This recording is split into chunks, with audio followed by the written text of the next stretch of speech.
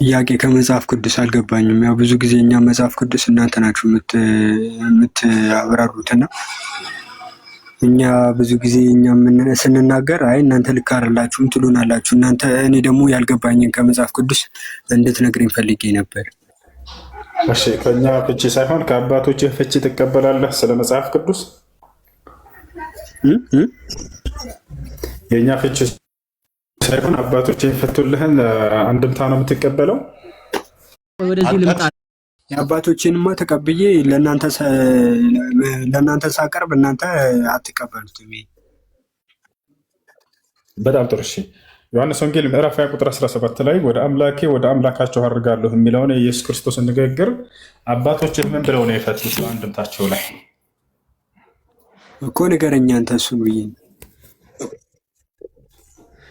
አታውቀውም? ምን ብለው እንደፈቱ በአንድምታቸው ላይ የዮሐንስ ወንጌል አንድምታ ላይ ምን እንደሚል ታሳየናለህ ወይንስ አታሳየንም? አንተ ንገረኝ። አይ ንገረኝ፣ እኔ የራሴ የምፈታበት አንድምታም ስላለኝ አንተ ንገረኝ። ያው የዮሐንስ ወንጌል አንድምታ ትርጓሜ አንድ ወደ ወንድሞቼ ሄደሽ ወደ አባቴ ወደ አባታችሁ ወደ ፈጣሪ ወደ ፈጣሪያችሁ ሄዳችሁ ወደ ፈጣሪ ወደ ፈጣሪያችሁ አድርጋለሁ ብለዋል ብለሽ ንገሪያቸው አላት ይላል። ስለዚህ ወደ አምላኬ ወደ አምላካችሁ ሲል ኢየሱስ ወደ ፈጣሪ ወደ ፈጣሪያችሁ አድርጋለሁ እያለ ነው ማለት ነው አይደለ? እንዳንድምታችሁ። እሺ፣ ስለዚህ ይህችን የመጽሐፍ ቅዱስ ቃል ያው ትቀበላታለህ ማለት ነው አንተ። ያንተ መጽሐፍ ነው እና ትቀበለዋለህ። ፈጣሪ ብለዋል ኢየሱስ እያሉ ነው አንድምታው። አይ ሌላ ቦታም ራሱ ፈጣሪ እንደሆነ ከተናገረስ ምን ብዬ ነው እኔ ማስማማው? ወደ እሱ እንመጣለን። ይሄን አሁን አንድምታቸውን ተቀበልክ? ፈጣሪ እንዳለ ኢየሱስ ክርስቶስ ፈጣሪ አምላኬ እንዳለ አው ተቀብያለሁ። ስለዚህ ኢየሱስ ፈጣሪ ያለው ማለት ነው። አልመለስክልኝም። እሱ አይደለም ጥያቄ። ፈጣሪ ያለው ኢየሱስ እሱ አይደለም ጥያቄ እኮ። እዚህ አንድምታ ነው እኔ የማምነው፣ የእናንተን ትርጓሜ ሳይሆን የእኛን አንድምታ ነው አልከን። ያንተን አንድምታ ሳወጣልህ ጊዜ የዮሐንስ ወንጌል አንድምታ ላይ ፈጣሪ ብሏል ኢየሱስ ክርስቶስ አሉ። አሁን አባቶችን አንድምታ አትቀበልም እኮ? የእናንተን አንድምታ እኮ እየጠየቅኩ ነው። በቃ እሱን እሺ ተቀበልኩኝ። የእናንተን አንድምታ ንገረኝ። ታዲያ ፈጣሪ ካለው ኢየሱስ ክርስቶስ መቼ ነው ከክርስትና የምትወጣው? ከክርስትና መቼ ነው የምትወጣው? ክርስትና መቼ ነው የምትወጣው? ከክርስትና የምትወጣው ታዲያ መቼ ነው? ፈጣሪ ያለኝ አለ ኢየሱስ ክርስቶስ። ምን ትጠብቃለህ? ምን ትሰራለህ? ሌላ ቦታ ላይ ራሱ ፈጣሪ እንደሆነ ከተጻፈ እንዴት አድርጌ ነው ማግባባው? እሱን ነው ንገረኝ አልኩህ እኮ። እሺ፣ ኢየሱስ ክርስቶስ እኔ ፈጣሪ ነኝ ብሏል? አይ ፈጠረ። ፍጥረትን በራሱ እንደተፈጠሩ መጽሐፍት ላይ ይናገራል። ፍጥረቶች ሁሉ ከእርሱ ለእርሱ እንደተፈጠሩ በእርሱ እንደተፈጠሩ ተጽፏል። እሱን እንዴት አድርጌ እንደማግባባው ንገረኝ ያልኩ። ለዚያ ላይ አብ ነው የፈጠረው፣ ሁሉ በእርሱና ለእርሱ ተፈጥረዋል እያለ አብ እንደማይል እኔ ያሳያለሁ ከመጽሐፍ ቅዱስ። ችግር የለው አውቀዋለሁ የት እንደሚገኝ። አሁን እዚያ ቦታ ላይ ሰማይና ምድር ምናምን ፈጠረ ምናምን እያለ ሰውን ፈጠረ የሚል የለም እዚያ ቦታ ላይ እኮ። ካለ ላሳይህ ታዲያ። እሱን እኔ አላሳይህም? አሳይን፣ ችግር የለውም። ኢየሱስ ክርስቶስ እኔ ፈጣሪ ነኝ ብሎ የተናገረበት ቦታ የለም አይደል? አይ እኔ ፈጣሪ ሳይሆን ፍጥረት እንደፈጠረ ላሳይህ እኮ ነው። ኢየሱስ ክርስቶስ ፈጣሪ ነኝ ብሎ የተናገረበት ቦታ የለም እንዴ? እኔ ፈጣሪ እንደሆነ እኮ የተናገሩት ሌሎች ሐዋርያት አሉ። ስለዚህ እነሱን አልቀበላቸው ማለት ነው አንተ በምትለው ሀሳብ። ችግር የለውም። ቆይ አሁን ከኢየሱስ እንጀምር። ኢየሱስ አላለም በልና ሐዋርያቶቹ ደግሞ ኢየሱስ ፈጣሪ ነው ብሎ የተናገሩበት ካለ ታሳየናለህ። ችግር የለም። ኢየሱስ ግን አላለም መጀመሪያ እኔ ፈጣሪ ነኝ። አይ የተከሰሰበት ዋና ምክንያት ራሱን ፈጣሪ በማድረጉ ነው። የቱ ጋር ነው ፈጣሪ በማድረጉ የሚለው? በቃ እሺ፣ እሱ ደስ ይለኛል። እሺ ታወጣልኛለህ? ኧረ አውቀዋለሁ። ሳትሄድ በፊት የት እንደሚገኝ ፈጣሪ የሚባል የለም እዚያ ላይ። የተከሰሰበት አይሁዶች የከሰሱበት ዋናው ምክንያት ምንድን ነው? የከሰሱበት እዚያ ላይ ራሱን ፈጣሪ ስለማድረጉ አይልም በፍጹም። ሽታው ራሱ እኮ አውጣልና ታዲያ አውጣልንና እንየዋ። አንተ ሰው ስትሆን ራስህን አምላክ ስለማድረግህ ይላል። የቱ ጋር ነው ፈጣሪ የሚለው እንዴ? አንተ ሰው ስትሆን ራስህን ፈጣሪ ስለማደርግህ እኮ ነው የተከሰሰበት ዋናው ምክንያት። አሁን ያልከው ጥቅስ ምንድን ነው የሚለው? ኧረ አንተ ሰው ስትሆን ራስህን አምላክ ስለማድረግህ ነው ያሉት። ስለማድረግ ማለት ምን ማለት ነው? ራሱን አምላክ ማድረግ ማለት ነብይ መደረጉ ማለት ነው። ልክ ለምሳሌ ነብይ ሙሴን ሳይሆን ራሱ እግዚአብሔር አምላክ ይላል። አምላክ ይላል። አምላክ ስለማድረግ ተናገሩ። አምላክ ስለማድረግህ አሉ። ማናቸው ይሄን ያሉት? ኢየሱስ ነው? አይሁዶች ናቸው ያሉት? አይሁዶች ናቸው ያሉት።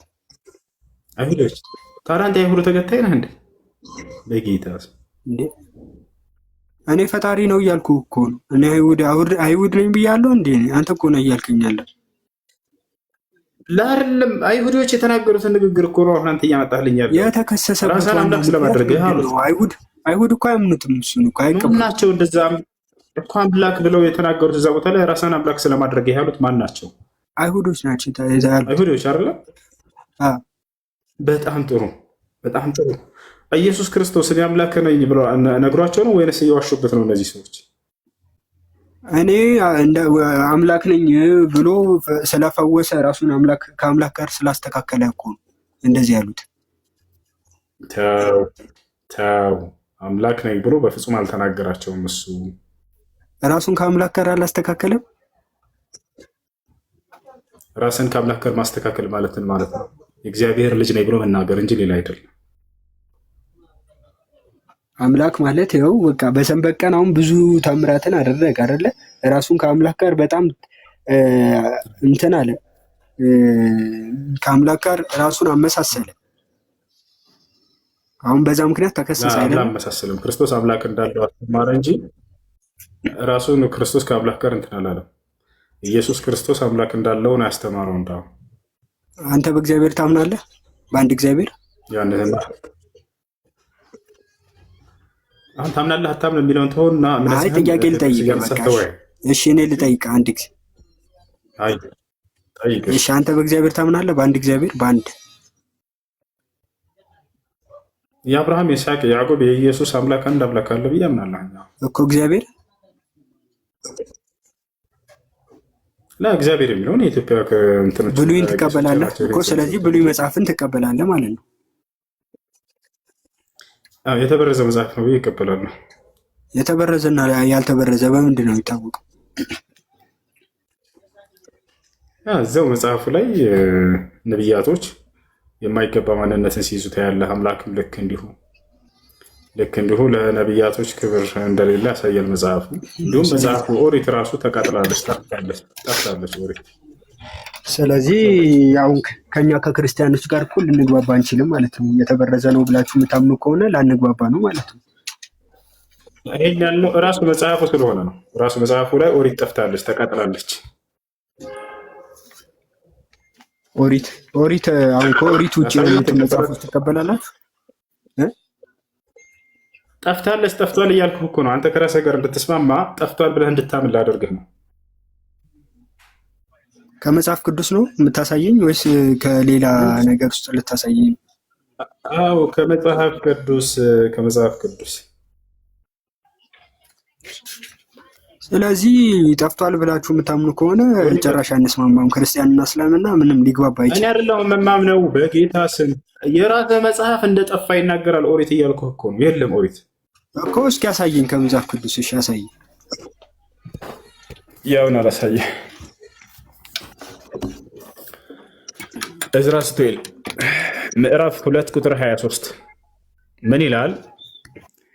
እኔ ግን የልዑልን መንገድ እጠይቅ ዘንድ አልወደድኩም፣ ሁል ጊዜ በእኛ ላይ የሚያልፈው እንጂ እስራኤል በውርደት በአሕዛብ የወደድከውን ሕዝብ ለኃጢአተኞች ሕዝብ ተሰጥቷልና። ከዚያ ምን ይላል? ያው የአባቶቻችን ኦሪት ጠፍታለችና በውስጧም የተጻፈው ቃል ኪዳን የለም ይላል። ያው ኦሪት ጠፍታለች ይላል። ያ ሰላም! ማነው ይሄን ያለው? የገዛ መጽሐፍ ማለት ነው። ስለዚህ ኦሪት ጠፍቷል ይላል የገዛ መጽሐፍ። ስለዚህ ልንግባባ አንችልም ማለት ነው። ኦሪት ከጠፋች አሁን እኔ የማቀርብልህንም አንተ አትቀበለውም ማለት ነው። ሰውየው ምን እያለ ነው? ከራስህ መጽሐፍ ጋር መቀበል የለብህም አንተ ራሱ እኮ እያልኩህ ነው። ኦሪት ጠፍቷል እያለ ነው የገዛ መጽሐፍ። እኔ እኮ የምቀበለው አንተ አላህ ሱብሓነሁ ወተዓላ ጠፍቷል ሲላችሁ አይ አናምንም አላችሁ። የገዛ መጽሐፋቸው አረጋግጠላችሁ። ያው ኦሪት ጠፍቷል የለም እያሉህ ነው። ሌላ መጽሐፍ ነው ጽፈው የሰጡህ በኦሪት ስም ማለት ነው። ትክክለኛው መጽሐፍ መሆኑን በምንድን ነው የምናውቀው? ያልጠፋው መሆኑን በምንድን ነው የምናውቀው? አሁን እሱን ንገረኛው። ቁርአንም ትክክል በማስረጃ ያው በማስረጃ በገዛ መጽሐፍ ጠፍቷል የለም እንዳታምንብኝ እኔ ጠፍቻለሁ እያልኩ ነው። ጠፍቷል እያልኩ ነው። ይሰማል? አዎ ይሰማል። እሺ ቁርአን ልክ መሆኑንስ በምንድን ነው እርግጠኛ መሆኑ? እኔ ማለት ነው መበረዙና ለመበረዙም በምንድን ነው እርግጠኛ መሆኑ? በጣም ጥሩ ጥያቄ። አምላክ አላህ ሱብሓነሁ ወተዓላ ቃል ገባ፣ አይጠፋም ይሄ ቃል እኔ ጠብቀዋለሁኝ አለ። አያ ልክ አንተ መጽሐፍ ላይ ስንሄድ ግን ጠፍቷል የለም አለ የገዛ መጽሐፍ። ቁርአን ላይ ግን አላህ ሱረቱል ሂጅር ላይ የመጀመሪያው ገጽ ላይ ሲናገር ኢና ነሕኑ ነዘልነ ዚክራ ወኢና ለሁ ለሓፊዙን አለ። ይሄን ቁርአን እኔ ነኝ ያወረድኩት እኔም ነኝ የምጠብቀው ብሎ ዋስትናውን ራሱ ፈጣሪ ወሰደ። ስለዚህ ሊቀየር አይችልም። ቁርአን ሊጠፋም ሊቀየርም አይችልም በፍጹም። እስከ ዘመኑ ፍጻሜ ድረስ ይጸናል ቁርአን። ነቢዩ ሙሐመድ ሰለላሁ ዐለይሂ ወሰለም ሲናገሩ ዩስራ ፊ ለይለትን ሚነ ለያሊ ቢልቁርአን ልከሪም ፈዩርፈዑ ዐን ሱዱሪ ናሲ ወዐን ልመሳሒፍ አሉ። የዘመኑ ፍጻሜ ላይ አሉ የመጨረሻው ዘመን ላይ ከሌሊቶች በአንድ ሌሊት ላይ አላህ ከሰዎች ልብም ከወረቀቱም ላይ ቃሉን ቁርአንን የዛኔ ያነሰዋል። እስከዚያም ድረስ ይጸናል ተናግሯል። እሺ ስለዚህ ከዚህ ከቁርአን በፊት መጽሐፍት እንጅልና ተውራትን ልኮ ነበር አይደል አላ። ስለዚህ ለምን እንዲጠፉ አደረገ ታዲያ? እንዲጠፉ አላደረገም። እንዲጠፉ ሰዎች ናቸው ያደረጉት። የጥበቃ ዋስትናውን አላህ ስብሐነሁ ወተዓላ ለምን ዋስትናውን አልጠበቀም? አንድ አታዳምጥም? ከጠየክ በኋላ መልስ አታዳምጥም? እሺ ጨርስ። የጥበቃ ዋስትናውን አላህ ስብሐነሁ ወተዓላ ስለ ሰዎች ሰጣቸው፣ ጠብቁ አላቸው። ሰው ደግሞ ጻድቅ አይደለም፣ ፍጹም አይደለም። እነዚያ ሰዎች ሊጠብቁት አልቻሉም። ነገር ግን ጥበቃ ዋስትናውን ራሱ ወስዶ በነበር ይጠበቅ ነበር። ያ ለቁርአን አላህ ስብሐነሁ ወተዓላ የጥበቃ ዋስትናውን ራሱ ወሰደ። ማንም ሰው ከእርሱ ውጭ ሊነጥቀው አይችልም። ስለዚህ ብለና አንድ ምዳሜ ይሰጥ። ስለዚህ እኛ እንደውም አምላክ ትክክለኛ አምላክ አላህ ቢሆን እንኳን የእኛ መጥፋት ተጠያቂ ነው የሚሆነው ማለት ነው። አይደለም ያው ጠፍቷል እያሉ አባቶች እየጻፉልህ አልፈልግም፣ አልጠፋም፣ አልሰማችሁም አልካቸው። አንተና ለምን አላስጠበቀልንም? አላህ ለምን አላስጠበቀልንም? እኔ እኮ ጥያቄ የሆነ እኮ በቃ እሺ ለምን አላስጠበቀልንም አልከው አንተ። በቁርአን ላይ መጥቶ ነገረ ከቁርአን በፊት የነበሩትን ለምን አላስጠበቀልንም? ለምሳሌ እኔ ቁርአንን አላውቅም አይደለ? ለምን አታውቅም? እኔ ምንም መጽሐፉም ስለ መጽሐፉም አላውቅም። ስለዚህ አሁን ነው ቁርአን ማወቅ ስለማትፈልግ የራስህ ነፃ ምርጫ ፍቃድ ላይ ይኸውልህ ትፈልጋለህ ላሳውቅህ። እኔ በዚህ በቁርአን ሳይሆን እንድታሳውቀው በቁርአን ሳይሆን በእንጅልና በተውራት በገዛ መጽሐፍ እኮ ያሳየሁ በመጽሐፍህ ላይ ያሳየሁ። ጠፍቻለሁ የለም ማለት መጽሐፍ ጠፍቷል። ስለዚህ በወንጌል እንግባባ ታዲያ። በቃ ያጠፋሽ ኦሪት ጠፍታለች፣ በወንጌል እንግባባለን። ወንጌልም ተበርዛለች። ያ ካልተጠበቀ ወንጌል ለመጠበቁ ምንድነው ዋስትና? ተበርዟል። እሱንም ማስረጃ አቅርብልኝ። እንደቀደሙ ያን ተቀበልኩ፣ ማስረጃ አቅርብልኝ። በጣም ጥሩ። እሺ እሱንም ላሳይህ።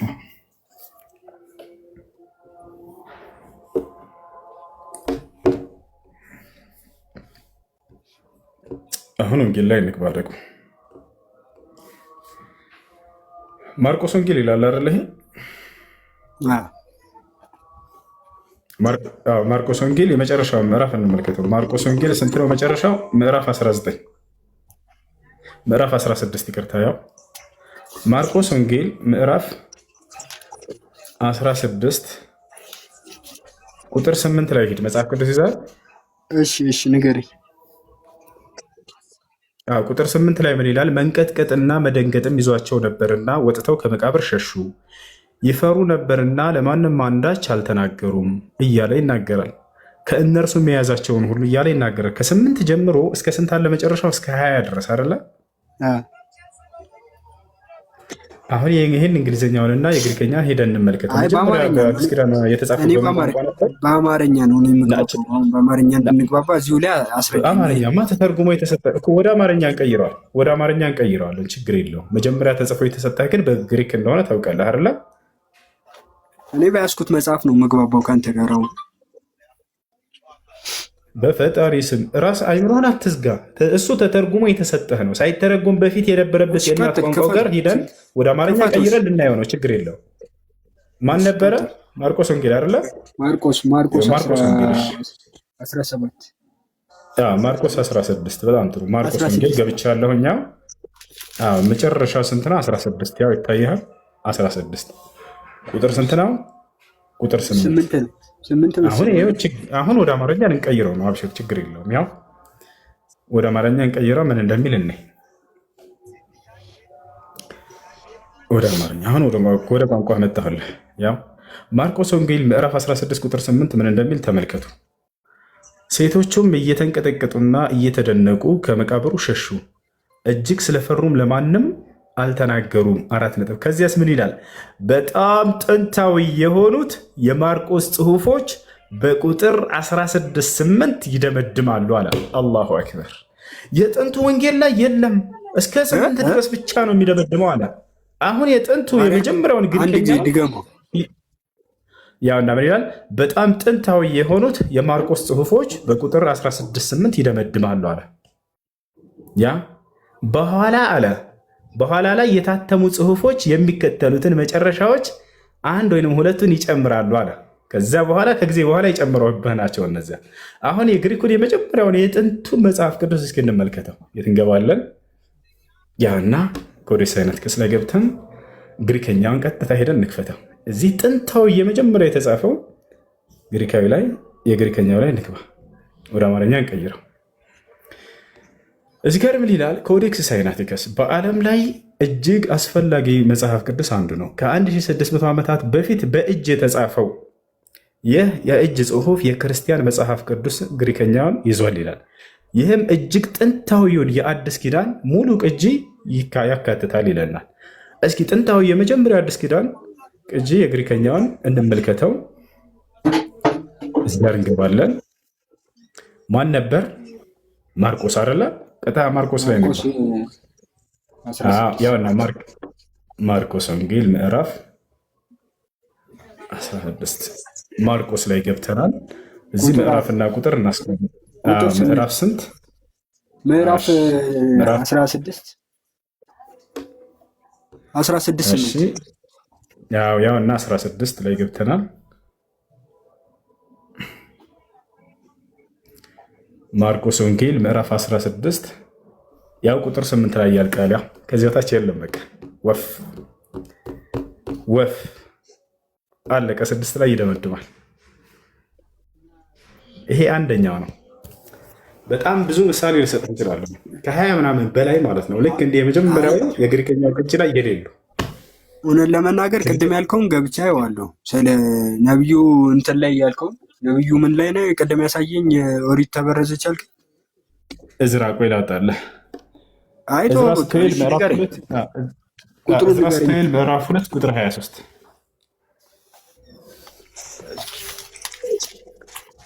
እዝራ ስቱኤል ምዕራፍ 2 ቁጥር 23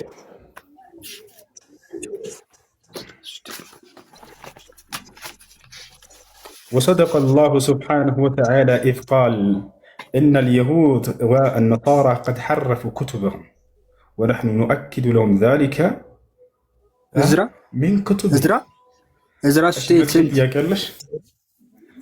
እዝራ ስቱኤል ምዕራፍ 2 ቁጥር 23 እሺ ያስኩት የእንትኑ ግን ምንም ያነሳልኝ ጥቅስ በጣም ሊገናኝ አይችልም። እውነት ለመናገር እሺ የኛውን ይዤዋለሁ መጽሐፍ ቅዱስ ስላልያዝኩ አጠገቤ ይሄን ላይው አልችልም። አሁን ግን የዚህ ያነሳልኝ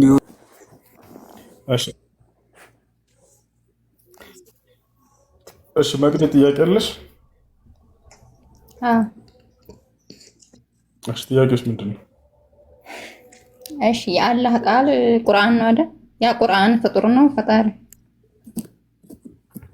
ቁርአን የአላህ ቃል ነው፣ ንግግሩ ነው እኮ ያ ፈጡ ያኔ ራሱ ቃል እስከሆነ ድረስ ፍጡር ነው። ፈጣሪ ምን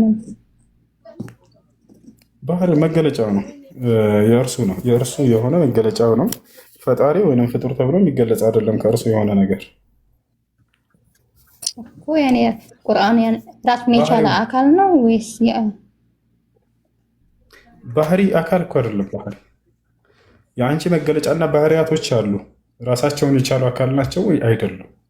ፈጣሪ አላህ ስብሐነሁ ወተዓላ ፈጣሪ ነው። እርሱ መገለጫዎችና ባህሪያቶች አሉ። ለምሳሌ ይናገራል፣ ይሰማል፣ ያያል። እነዚህ ሁሉ ምንድናቸው? መገለጫዎቹ ናቸው። የእርሱ ተናጋሪ ነው፣ ተመልካች ነው። እነዚህ ማየቱ ፈጣሪ ነው ወይ አይደለም? ማየቱ ራሱን የቻለ አካል ነው ወይ አላህ ይባላል ወይ? አይደለም። የእርሱ መገለጫና ባህሪያት ናቸው። ባህሪ በማንነት ላይ የሚቆም የሆነ ነገር ነው። ባህሪው አላህ ስብሐነሁ ወተዓላ የእርሱ ነው። ይናገራል፣ ይሰማል፣ ያያል። እነዚህ ሁሉ ባህሪያቶቹ ናቸው፣ መገለጫዎቹ ናቸው። ከጭቃ ለምንድን ነው የፈጠረን?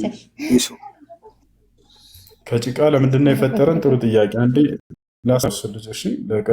ከምን አይነት ጭቃ እንደፈጠረ ምናምን በዛው ንገረኝ፣ የምሰማው ነገር ስላለ። ችግር የለውም። ከሚቅለጨለጭ ከገማ ጭቃ የሚል ሰምተህ ነው አይደለ? እኔ በግልጽ ነው የማይግለጽ። ችግር የለውም፣ አብሽር። አሁን ሰውን ሲፈጠር አላህ ስብሐነሁ ወተዓላ አሁን እኛ ከጭቃ ነው ወይ የተፈጠር ነው? ለእኛ ከጭቃ አይደለም የተፈጠር ነው። ከጭቃ ሲባል ጊዜ ማንን ነው የሚመለከተው? አዳምን ብቻ ነው። አምላክ አላህ ስብሐነሁ ወተዓላ አዳምን ከአፈር አፈሩ ውሃ ጋር ተቀላቅሏል። ሲቀላቀል ምን ይሰጣል? ጭቃ ይሰጣል። ያ ጭቃ ሲቆይ ጊዜ ምን ይሆናል? ጭቃ በአካባቢያችን ይሸታል አይደለ? ጭቃ ሲቆይ ጊዜ መሽተት አይቀርም። ገብቶሃል አይደል? ያ ነው። ስለዚህ አላህ ስብሐነሁ ወተዓላ የገማ ጭቃ እየተናገረ ያለው ስለኛ ሳይሆን ስለመጀመሪያው ፍጥረት ስለ አዳም ነው። ከገማ ጭቃ ተፈጠረ አዳም እያለ የተናገረው ለምንድን ነው? የአዳም ልጆችን መሰረታቸውን ሊያስታውሳቸው ዘንድ ነው።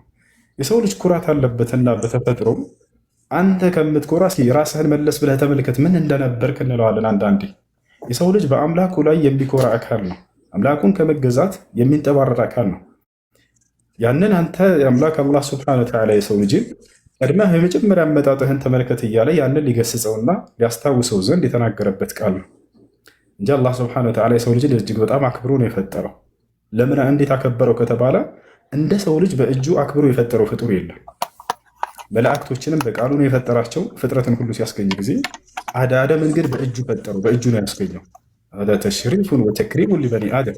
ይህ ለአዳም ልጆች ምን ያክል እንዳከበራቸውና እንዳላቃቸው ያሳያል። ያለ ይህን ይመስላል። ስለዚህ ጭቃ ወይንም አፈር የሚለው ከዚያ ነው የሚመለከተው። ዳዳ በዚሁ አጋጣሚ እግዚአብሔር ሰውን ከጭቃ እንደፈጠረው ታውቃለህ አይደለ? ከጭቃ አይ ከአፈር ነው የሚለው፣ ከጭቃ አይልም።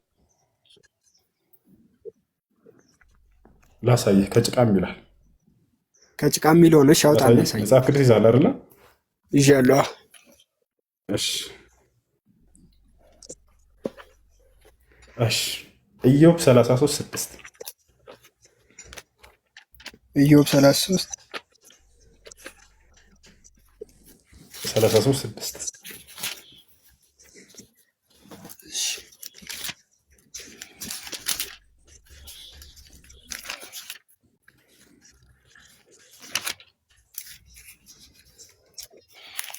ሻውጣው እስከዚህ እኔ እየፈለኩት ችግር የለውም። ከመጽሐፍ ከሆነ እንዳይቆይብህ እኔ አውጥቼ ላሳየሽ። ያው ቁጥር 6 ይታያል አለ። ምን ይላል? እነሆ በእግዚአብሔር ፊት እኔ እንደ አንተ ነኝ፣ እኔ ደግሞ ከጭቃ የተፈጠርኩ ነኝ አለ ኢዮብ። ከጭቃ የተፈጠርኩ ነኝ። ከገማው አይልም፣ ከገማው አይልም። ግን ለምንድን ነው ከጭቃ? ችግር የለም። ቆይ አንድ ከጭቃ እንደተፈጠርክ ቅድም ከጭቃ ተፈጠርን ብል የለም ብለህ ነበር አይደለ? ከጭቃ ነው የተፈጠራችሁት። ራሱ እግዚአብሔር ከአፈር እንደፈጠረው ይናገራል ዘፍጥረት ላይ ምናምን። በዚህ ይጋጫል ብል ምን እናድርግ? ከጭቃ ነው የተፈጠርኩት እያለ ነው ኢዮብ። ስለዚህ እኛ ከምንድን ነው የተፈጠርነው? አሁን በአንተ በቁርአን አዳምን ከጭቃ ከፈጠረው እኛ ከምንድን ነው የተፈጠርነው? እሺ የእኛን አፈጣጠር ደግሞ ንገረህ። እኛ ከጭቃ ተፈጥረናል ወይ? አይደለም። አዳም ነው ከጭቃ የተፈጠረው። የእኛ አፈጣጠር ምንድን ነው ከተባለ ከፍትወት ጠብታ ነው። እናትና አባቶቻችን ግንኙነት በሚያደርጉ ጊዜ በሚከሰት የፍትወት ጠብታ አለ። በእናት ማህፀን ውስጥ ያንን አምላክ አላህ ስብሐነሁ ወተዓላ ሙሉ ክንውኑን ይናገራል። በየት ከተባለ በሱረቱል ሙእሚኑን በምዕመናን ምዕራፍ በሚለው የመጀመሪያ ገጽ ላይ የፍትወት ጠብታ አለ። በእናት ማህፀን ውስጥ ይገባል። ያ ከዚያ በኋላ እዚያ ውስጥ ሂደቱ ይሆናል ልጅ ሆኖ እስኪወለድ ድረስ። ያንንም ከፍትወት ጠብታው ወደ ምን ይቀየራል? ወደ ረጋ ደም ይቀየራል። ከዛ ወደ ተላመጠች ቁራጭ ስጋ ምታክል ይቀየራል። ከዚያ ወደ አጥንት ትቀየራለች። ከዚያ ዳግም አላህ ስብሐነሁ ወተዓላ ያን አጥንት ሙሉ ስጋ ያለብሰዋል። ከዚያ ነፍሰን ይዘራበታል። ከዚያም ሰው ሆኖ ይወጣል፣ ይወለዳል ማለት ነው። ይህን ሁሉ ሂደት አላህ በቁርአን ላይ ይናገራል። ይሄ ሂደት መጽሐፍ ቅዱስ ላይ አለ ወይ? ላ። ስለ ሰው አፈጣጠር የለም። ስለ አዳም አፈጣጠር ብቻ ነው መጽሐፍ ቅዱስ የሚናገረው። ሰውንም ከአፈር ሰራው፣ አለቀ። ከአፈር የተሰራው ማን ነው ከተባለ አዳም ብቻ ነው። ስለ አንተ አፈጣጠር፣ ይሄ የሰው ልጅ አፈጣጠር ሂደት በእናት ማህፀን ውስጥ ስለሚሆነው በመጽሐፍ ቅዱስ ውስጥ ተገልጿል አልተገለጸም? ዳዳ የሰው ልጅ የአፈጣጠር ሂደት በእናት ማህፀን ውስጥ ስለሚፈጠረው ስለኛ አፈጣጠር በመጽሐፍ ቅዱስ ውስጥ ተገልጿል ወይንስ አልተገለጸም? ተገልጿል፣ ግን እኔ ያው ብዙ እውቀቱ የለኝም። የለም፣ እንድታውቀው ነው። የለም፣ የሰው ልጅን ሙሉ አፈጣጠር የሚገልጸው ቁርአን ነው። አይ አለ፣ መጽሐፍ ላይ አለ። ኖርማሊ እኔ ልነግርህ አልችልም ምዕራፍና አንቀጹን ብዬ። ወላሂ ፈልገህ ብታወራ ደስ ይለኛል። እንደ ቤት ስራ አድርገህ ያዘው። በቀጣይ ስትመጣ ጊዜ የሰው እሺ፣ አንድ የመጨረሻ ልጠይቅና ልውጣ። የመጨረሻ ልጠይቅና ልውጣ። በቃ ይሰማል? አላህ ማለት ነው። አላህ ባለፈው ስትወሩ ነበር ከፎይ ጋርና አላህ ጭንቅላት አለው የለውም ምናምን የሚለውን ነገር ምንም ግልጽ አድርግልኝ በደንብ ለእኔ። እጅ አለው የለውም ለምን አልተገለጸም? እሺ፣ ስለ አምላክ ስለ አላህ ስብሐነ ወተዓላ ባህሪያቶች ነው። አረስቶ ምን ነበር ታስታውስ ከሆነ ዳዳ? በነቢያት ውረድ ምናምን አትበሉ። ልጁ በነቢያት የተሰበከው አምላክ የሚል ነው አይደለ?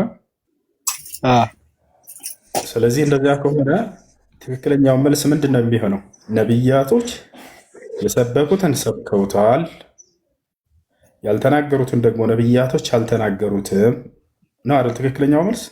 ከተሳሳትኩም እኔን ማረም ትችላለህ። እንደዚያ ከሆነ ነቢያቶች ስለ አምላክ እንዲህ አለው ብለው የነገሩንን መናገር፣ ነቢያቶች ጸጥ ያሉትን ደግሞ ጸጥ ማለት፣ ይህ ትክክለኛ መልስ ነው አይደለም? ወይንስ ነቢያቶች ያልተናገሩትን እኔ በራሴ መጨመር ነው ትክክለኛው መልስ? ወይንም እኔ በራሴ ያንን ነገር ተፈላስፌ መናገር ነው ትክክለኛው መልስ? የተናገሩትን ተናግረዋል እንዲህ ብለው ያልተናገሩትን ደግሞ አልተናገሩም ነው አይደለ? ትክክለኛው መልስ ያ ነው። ገብተዋል? ስለዚህ ስለ አምላክ ነቢያቶች በተናገሩት ልክ ነው የዛኔ ነገርኳቸው። ቆም ብሎ ግን አንድ ክርስቲያን ይህን ያሰበ ሰው የለም። ነቢያቶች በመጽሐፍ ቅዱስ ላይ ለምሳሌ እግዚአብሔር ጭንቅላት አለው የለም ብለዋል አላሉም? ጸጥ ነው ያሉት። ገብተዋል? በብዛት አንዲት ቦታ ላይ መጽሐፍ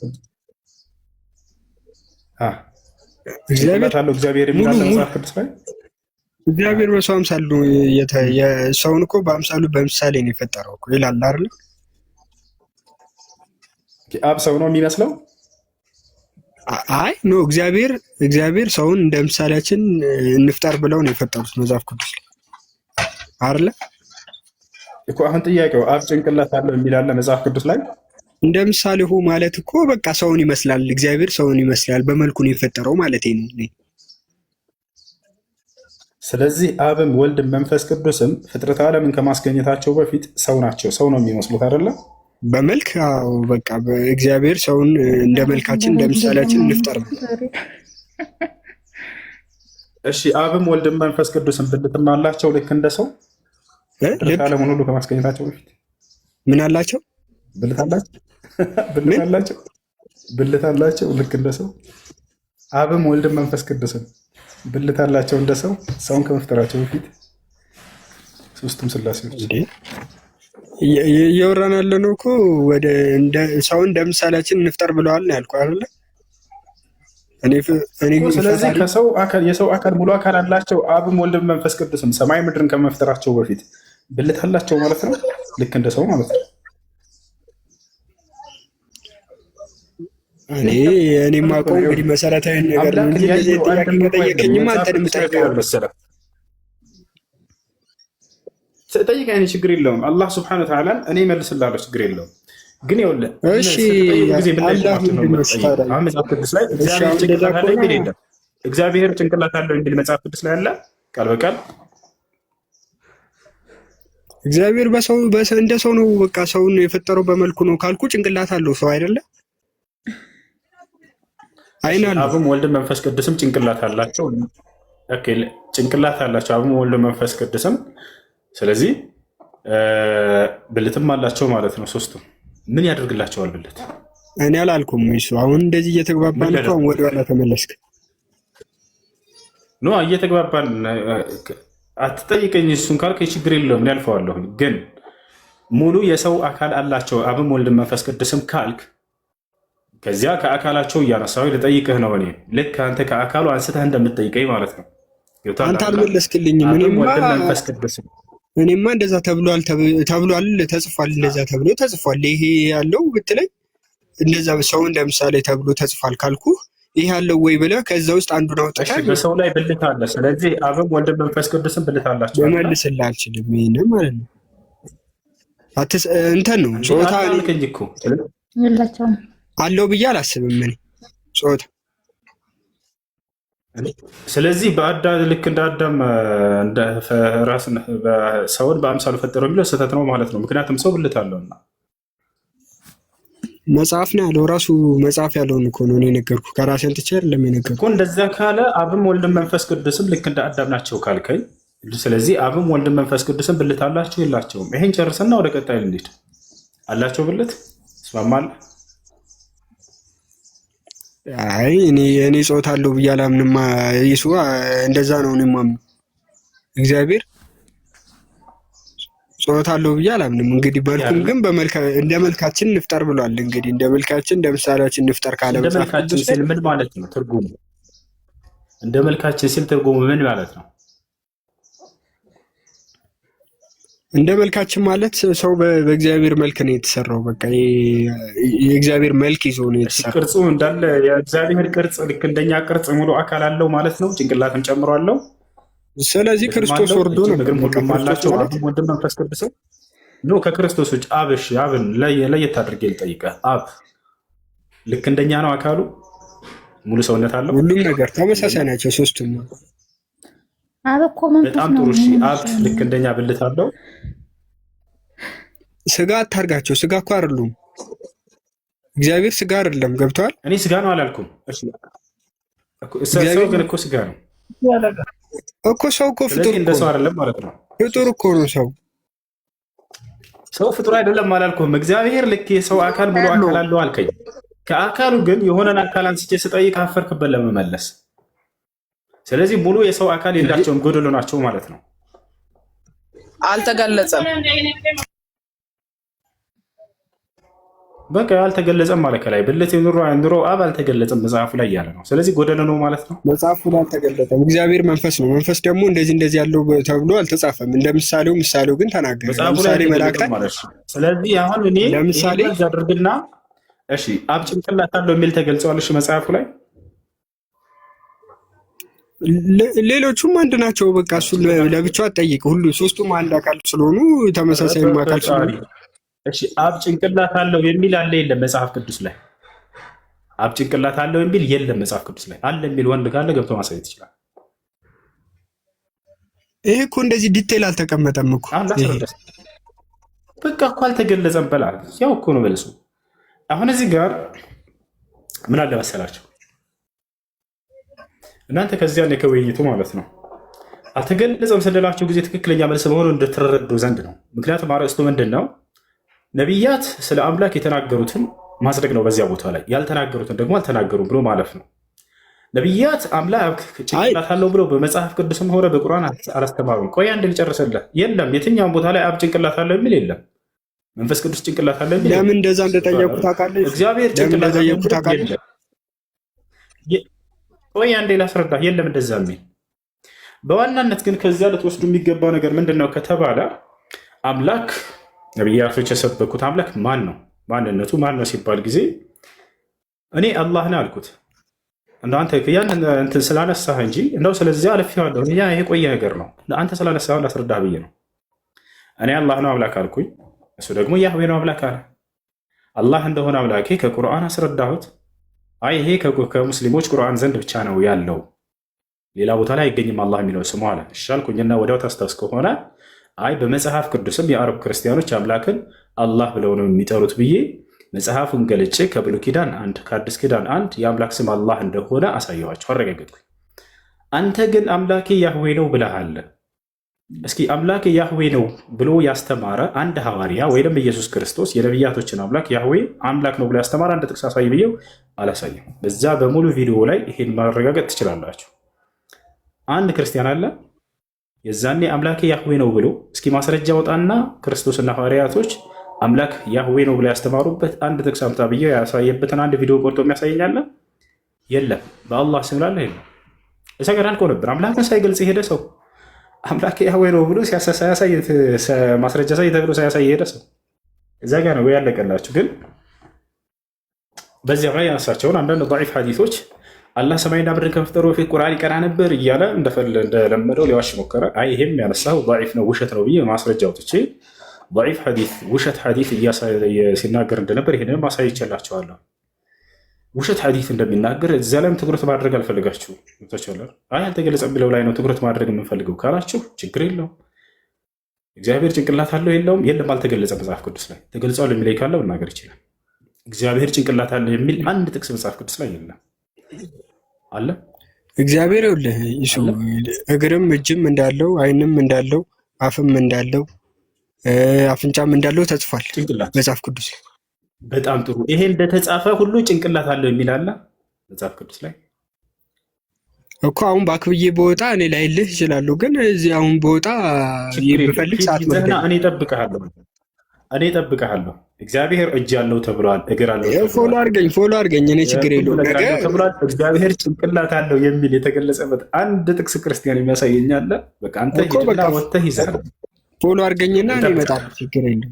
ችግር የለም። ያ ፎሎ አንድ ጠይቀኝና 3% ስለሆነ ስልኬ ልወጣ ነው። እውነት ለመናገር 3% ነው እግዚአብሔር።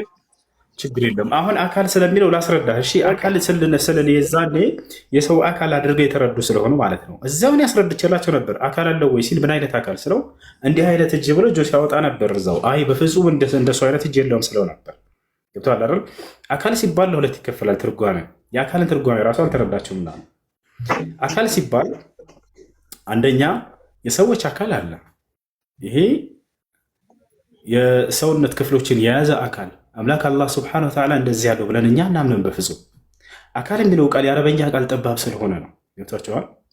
በአረበኛ ዛት ይባላል ወይም አሲፋ ይባላል ወይም አሸክስ። አላህ ስብሐነሁ ወተዓላ ሸክስ አላህ ተብሎ ተገልጿል በሐዲስ ላይ። ዛቱላህ ከዛሊክ የአላህ ስብሐነሁ ወተዓላ ዛት ወይም ነፍስ በሚለው መጥቷል። ወዩሐዚሩኩም አላሁ ነፍሰህ አይ ዛተሁ አልሙቀደሰ። ገብቷል። ስለዚህ አላህ ስብሐነሁ ወተዓላ የሰውነት አካል ክፍሎች አሉት ብለን እኛ በፍጹም አናምንም። ይህ በአረበኛ ጅስም ይባላል። ለአላህ ስብሐነሁ ወተዓላ ጅስም አለው ወይ? እኛ ጅስም አለው ብለን አናምንም። ገብቷል። አንደኛው አካል ማለት የሰውነት ክፍሎችን የያዘ የአንድ አካል መገለጫ። ይሄ በፍጹም ለእርሱ ለአላህ ስብሐነሁ ወተዓላ የሚገባው አይደለም። ይህ የፍጥረት ላቋርጥ። ሁለተኛው ደግሞ አካል የሚባለው እኔ የሚል ማንነት ያለው ረቂቅ የሆነ መለኮታዊ ማንነት አለው አላህ ስብሐነሁ ወተዓላ። ገብቶሃል አይደል? እጅግር ነው የሚመደብ እንጂ እኛ የሰውነት ክፍሎች ናቸው ብለን የምናምን አይደለም። ይሄን ይመስላል። ስለዚህ አሁን ጥያቄ አንድ ልጠይቀህና ልወጣ ነው። ስልኬ ባትሪ ሊዘጋ ነው። ስለዚህ አላህ ምንድን ነው ማለት? አላህን አይቶት የሚያውቅ ሰው አለ የለም? ስለዚህ አላህ ምንድን ነው ብለን እርሱ መለኮት ነው። መለኮት ነው፣ ታይቶ አይታወቅም። አምላክን ያየ አንድስ እንኳ የለም። እንደ ቁርአንም እንደ መጽሐፍ ቅዱስም ይህን ያሳያሉ። አምላክን ያየ የለም። አሁ ማንም የለም። ነቢያት በትምህርት ደረጃ ነው ያስተው ካየ ነውማ ለምን እመኑበት ተባለ። ባላየነው ነገር እኮ ነው ምን የሚባለው? እምነት ብሎ ማለት ባላየኸው ነገር ነቢያት የነገሩህን ትምህርት ሰምተህ እንድታምን ነው። መልአክ የሚባሉ እንዳሉ እናምናለን፣ ግን አይተናቸው ነው ወይ? አላየናቸውም። አላየንም ማለት የሉም ማለት ነው? ላ በፍጹም። አምላክንም እመኑ ስንባል ጊዜ መገለጫውን ባህሪያቶችን ነግረውን እንጂ ሂደው ነቢያቶች አይተው አይደለም። ገብተዋል አይደል? ካየነው ማመኑበት ማለት አያስፈልግም። አላህ ፀሐይ የምትባል ፍጡር እንዳለች እመኑ አላለም። ለምን? እያየናት ስለሆነ። ሰማይ የሚባል ፍጡር አለ እመኑ አላለንም። ለምን? እያየነው ስለሆነ። ጨረቃ የሚባል ፍጡር አለ እመኑ አላለም። ለምን? እያየነው ስለሆነ። የማናያቸው ነገራቶችን ግን አንስቶ በመላእክቶች እመኑ ይለናል፣ በነቢያቶች እመኑ ይለናል። አላየናቸው፣ እነዚህ አልፈውናልና። በመጽሐፍቶች እመኑ ይለናል፣ በአምላክ እመኑ ይለናል። አልኢማም በደንብ አስተምራችን። እሱን ከአምላክ የመጨረሻ ጥያቄ ልወጣ ነው። 2% ሆኗል ስልኬ። የመጨረሻ ማለት ነው። ለማን ነው መጽሐፉ የወረደው? ቁርአን የወረደው ለነብዩ ሰለላሁ ዐለይሂ ወሰለም፣ ለነቢዩ መሐመድ። በማን እጅ ጽሑፍ ነው የተጻፈው ቁርአኑ? የነቢዩ ሰለላሁ ዐለይሂ ወሰለም ሰሃቦች። ቁርአኑ ከአላህ ዘንድ መጣ በመልአኩ ገብርኤል አማካኝነት በመንፈስ ቅዱስ መሪት ለነቢዩ ሰለላሁ ዐለይሂ ወሰለም። ከዚያም በኋላ ሰሃቦች ጻፉ። ማን ጻፈው? ማለቴ ማን ጻፈው ብዬ ነው። ቁርአን ለምሳሌ ዘይድ ብኑ ሳቢት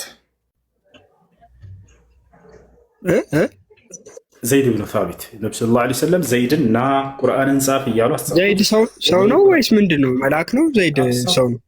ሰው ነው።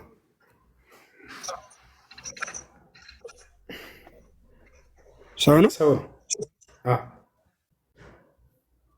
ስለዚህ በሰማይ ቤት ሆኖ ነው የጻፈው ወይስ በምድር ወርዶ ነው? በምድር ላይ ከሰማይ ከአምላክ ዘንድ መጣ እያልኩ ነው። በቃል ደረጃ አላህ ለመልአኩ ገብርኤል ነገረው። ገብርኤል ደግሞ ለነብዩ ሰለላሁ ዐለይሂ ወሰለም አደረሰ በቃል ደረጃ። ነብዩ ሰለላሁ ዐለይሂ ወሰለም ደግሞ ምድር ላይ ለሰሃቦቻቸው ወይ ለተማሪዎቻቸው አሁን ከዚህ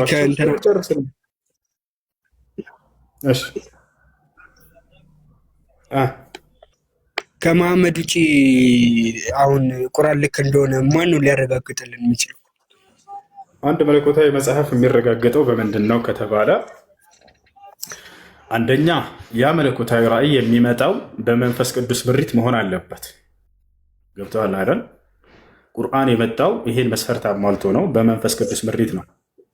ወደ እርሱ ደግሞ ያንን ቃል ሊገልጥለት የሚገባው መልአክ ነው። ያም መልአክ ወደ ነቢያት የሚገለጠው መልአኩ ቅዱስ ገብርኤል ነው። ቁርአን ይሄን መስፈርት አሟልቶ ነው የመጣው። ገብተዋል አይደል? ሶስተኛ ይህ መጽሐፍ ይታያል ስለ አንድና ብቸኛ ስለሆነው አምላክ፣ ስለ ነቢያት አምላክ፣ ስለ አብርሃም፣ ስለ ኢስሐቅ፣ ስለ ያዕቆብ አምላክ መመስከር አለበት። ሌላን አማልክት መጥቶ ቢሰብክ የሐሰት መጽሐፍ ነው። ገብተዋል አይደል? ያ ነው ቁርአንን። ይሄ ደግሞ መስፈርት ያሟላ። ለምሳሌ ከምን አንግል እንደዛ እንዳልኩ ታውቃለህ? እሱ አሁን ፍቅር ሲዝም አለ አይደለ? ፍቅር ሲዝም ምንድን ነው? ይሰማል? ፍቅር ሲዝም አለ። ለምሳሌ ነው ያልኩህ፣ እንዳይደብርህ። እንደዛ ስል ምሳሌ ነው ያነሳሁት እኮ። ለምሳሌ ምንድን ነው ፍቅር ሲዝም? ፍቅር ሲዝም አሁን በዚህ ባለንበት ሰዓት እኛ እናውቀዋለን። ፍቅር ሲዝም ምን ሃይማኖት እንዳልሆነ ሁላችንም እናውቀዋለን አይደለ? አንድ ሰው የፈጠረው ሰው እንደሌለ የአንድ ሰው ጨዋታ እንደሆነ ሁሉም ሰው ያውቀዋል አይደለ? አይደለም? አይቀጥልሽ፣ ችግር የለም ይቀጥል። የጠይቅ ልጁ አሁን ፍቅር ሲዝም ከ600 ዓመት በኋላ ፍቅር ሲዝም የተነገረውን ይጠይቅ። ከ600 ዓመት በኋላ አሁን ፍቅር ሲዝም ሙስሊሞች ምንም ያደርግልኝ እንዳለብኝ ያውቃለሁ። እሺ ከፍቅር ሲዝም በኋላ አሁን ከ600 ዓመት በኋላ የፍቅር ሲዝም የሚባል እኛም እንጠፋለን። ሁሉም ሰው ይጠፋል አይደለ? በተከታታይ ሁሉም ሰው በጣም ብዙ ትውልድ ይጠፋል። በጣም ብዙ ትውልዶች ያልፋል ማለት ነው። እና አሁን ይህን ሃይማኖት ትክክል መሆኑን በዛ ሰዓት ለሚኖረው ሰው እንዴት ነው ማረጋገጥ የሚቻለው? ከፍቅር ሲዝም መስራች ውጭ ይህን ሃይማኖት እንዴት ነው ማወቅ የሚቻለው? በጣም ጥሩ። ለምሳሌ ክርስትና ብዙ አይነት መስካሪዎች አሉት። ከአምላክ ዘንድ እውቅና ሲኖረው እና ከነቢያት ዘንድ ልመልስልህ። አንድ ሃይማኖት ትክክለኛ ነው ሊባል የሚችለው በአምላክ ሲደነግና በነቢያቶች ሲመሰከርለት ዘንድ ነው አይደለም? ዳዳ ነው። ይህን መስፈርት ይዘን እንሂድ። በጣም ጥሩ። ይህን መስፈርት ይዘን ሂደን ክርስትና ነው ወይንስ እስልምና ነው ወይንስ ፍቅርሲዝም ነው በአምላክና በነቢያቶች ምስክር ያገኘው የሚለውን አሁን ልናይ ነው። ገብቶሃል አይደል? አሁን አንተ ክርስቲያን እንደመሆነ እኔ በአንተ መጽሐፍ ላይ ጣልቃ አልገባም። ሙስሊም እንደመሆኔ ከቁርአን ያስረዳሃለሁ። አንተም ደቂቃ ወስደህ እኔም ደቂቃ ወስጄ አምላክ በነቢያት በኩል የደነገገው ሃይማኖት የትኛው ነው የሚለውን እናስረዳ። አላህ ሱብሓነሁ ወተዓላ በነቢያት በኩል እስልምና እንደደነገገው ቃል በቃል ተናግሯል። ማስረጃ ኢነ ዲነ ዒንደላሂ ልኢስላም። ከእኔ አስረዳሽ፣ ችግር የለው። እግዚአብሔር ክርስትና ሃይማኖትን ተከተሉ ያለበትን፣ ነቢያቶች ክርስትና ሃይማኖትን ተከተሉ ያሉበትን አስረዳ ከመጽሐፉ እያነሳ። ቀጥል፣ ቤት አድርጌ ልስማ። አሁን ክርስትና የመጣበት ምክንያት እኮ በክርስቶስ ነው ክርስቲያን የተባል ነው አይደለ? ሚውስ ሳታደርገው ይሱ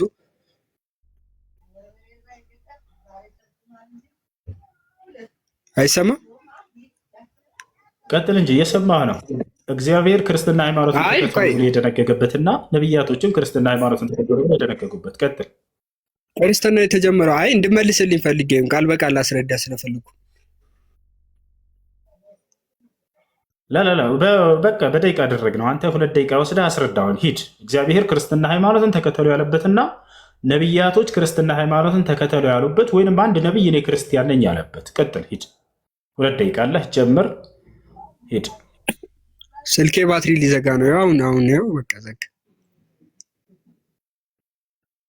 አሁን አልዘጋም። ታው ማስረጃ ማምጣ።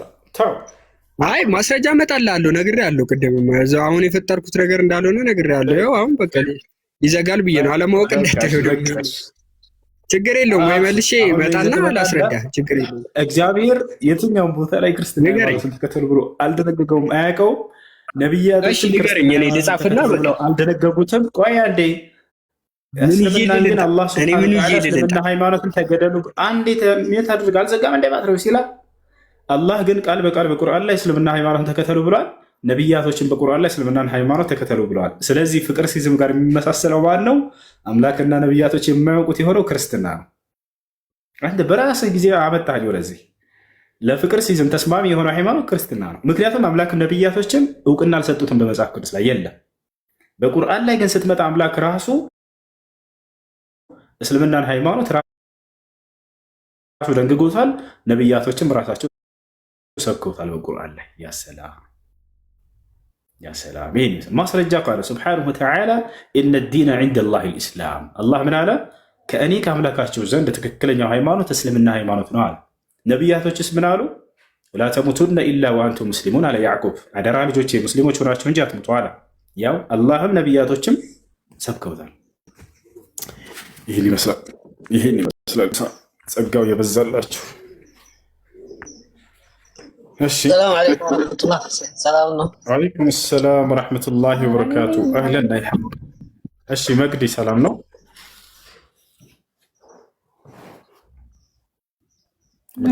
የጠየኩ ነበር አቋርጣችሁ። እሺ ቀጥይ። ያኔ ለቁርአን ምሳሌ ይኖረዋል። አልገባኝም። ፍጡርና ፈጣሪ ብዬ አልገባኝም።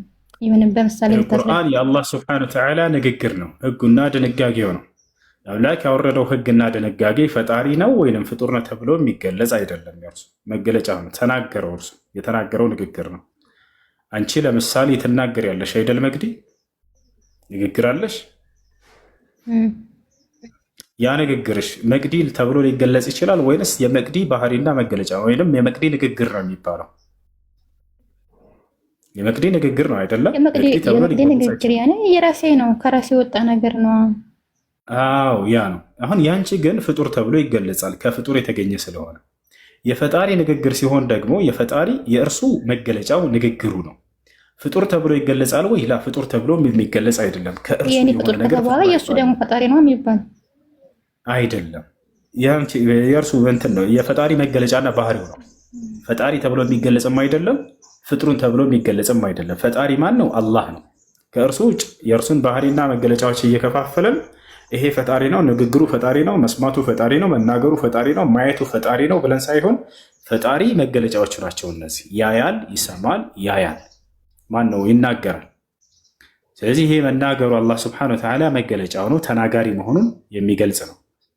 ያ ንግግሩ ፈጣሪ ፍጡር ተብሎ ሳይሆን ባህሪው ነው ተብሎ የሚገለጸው። የግዴታ አንድ ነገር ፈጣሪ ካልሆነ ፍጡር መሆን አለበት ወይ ፍጡር ካልሆነ ፈጣሪ መሆን አለበት የሚለው ይሄ ስህተት ነው። በተሻለ ባህሪ የሚባል ነገር አለ። ባህሪ የፈጣሪ ባህሪ ፈጣሪ ወይንም ፍጡር ተብሎ የሚገለጽ አይደለም። እሺ አንድ ጊዜ ናይ ሐቅ ጨምሩላት። እሺ ባይገባኝ ደግሞ በጊዜ ጠይቀኝ። የሚናገርሽ ካለ ናይ ሐቅን አዳምጫቸው። እሺ ቀጥል። አንድ ጊዜ አብሽር ጀዛከላሁ ኸይር። የሚጨመር የለም ፍራ ከሌለህ ግን እነርሱ በሚሄዱት አንቺ ለምሳሌ እግዚአብሔር አብ ይናገራል፣ እግዚአብሔር ወልድ ይናገራል፣ እግዚአብሔር መንፈስ ቅዱስ ይናገራል። ሶስት ተናጋሪዎች አሉ። አሁን ራሱን ችሎ የሚናገር ከሆነ እግዚአብሔር ወልድ፣ ራሱን ችሎ የሚናገር ከሆነ እግዚአብሔር አብ፣ ራሱን ችሎ የሚናገር ከሆነ እግዚአብሔር ወልድ። ስንት እግዚአብሔር ሊደርሱ ነው? 6 ሊሆኑ ነው። የእናንተ ከ3 ወደ 6 ልታደርሷቸው። እኛማ የሚናገረውና ቃላቶቹን አንለይማ። ለምሳሌ ያኔ ወልድ ያዳምጠኝ፣ ወልድ አሁን ያብቃል ነው አይደል? ስለዚህ አንዱ ካንዱ እንለያቸው። ይናገራል ወይስ አይናገርም? ወልድ ራሱን ችሎ ላላ ንግግር ለምሳሌ ወልድ ራሱን ችሎ ይናገራል ወይስ አይናገርም? እሱማ ወልድማ በሰው አምሳል ስለተገለጠ ይናገራል። በሰው አምሳል ሳይገለጥ ያለ አብ ረዳትነት አይናገርም ናቸው ማለት ነው። እኔ ለምሳሌ የእግዚአብሔር ቃሎች የሚል አለ በመጽሐፍ ቅዱስ ውስጥ። የእግዚአብሔር ቃሎች ወደኛ መጡ ይላል። እግዚአብሔሮች ናቸው ወደ ህዝብ የመጡት? መጽሐፍ ልስጥሽ። ለምሳሌ ዘጸአት ላይ ምን ይላል? የእግዚአብሔር ቃሎች ይላል። የእግዚአብሔር ቃሎች እግዚአብሔሮች ናቸው? ቃሎች የተባሉት ስንት እግዚአብሔሮች ናቸው? አሁን ላሳየሽ። ለምሳሌ መጽሐፍ ቅዱስ ላይ ምን ይላል? የእናንተ መጽሐፍ የእግዚአብሔር ቃሎችን ስማ ይላል። የእግዚአብሔር ቃሎች ይላቸዋል። ቃል አይደለም፣ ቃሎች። የእግዚአብሔር ቃልም እያደገ ሄደ የሚልም አለ። እንዴ እግዚአብሔር እያደገ ሄደ ማለት ነው ምንድነው? ጥያቄ ያነሳል። አሁን አሳይሻለሁ። የእግዚአብሔር ቃሎች ይላል መጽሐፋችሁ። የእግዚአብሔር ቃሎች ሲባል እግዚአብሔሮች ናቸው ወይስ ምንድናቸው ላንቺ? ኦኬ ላሳይሽ ነው አሁን ኢንሻአላህ። የእግዚአብሔር ቃሎች ኦኬ። መጽሐፍ አለሽ? ሙሴም የእግዚአብሔርን ቃሎች ጻፈ ይላል። ኦኬ እስከ ትልቁ ላይ ስላደረጉኝ ኢንሻአላህ ላሳይሽ፣ ከፍቼ ላሳይሽ ኢንሻአላህ። አሁን ቃል ብለን እግዚአብሔር ቃል ጻፈ።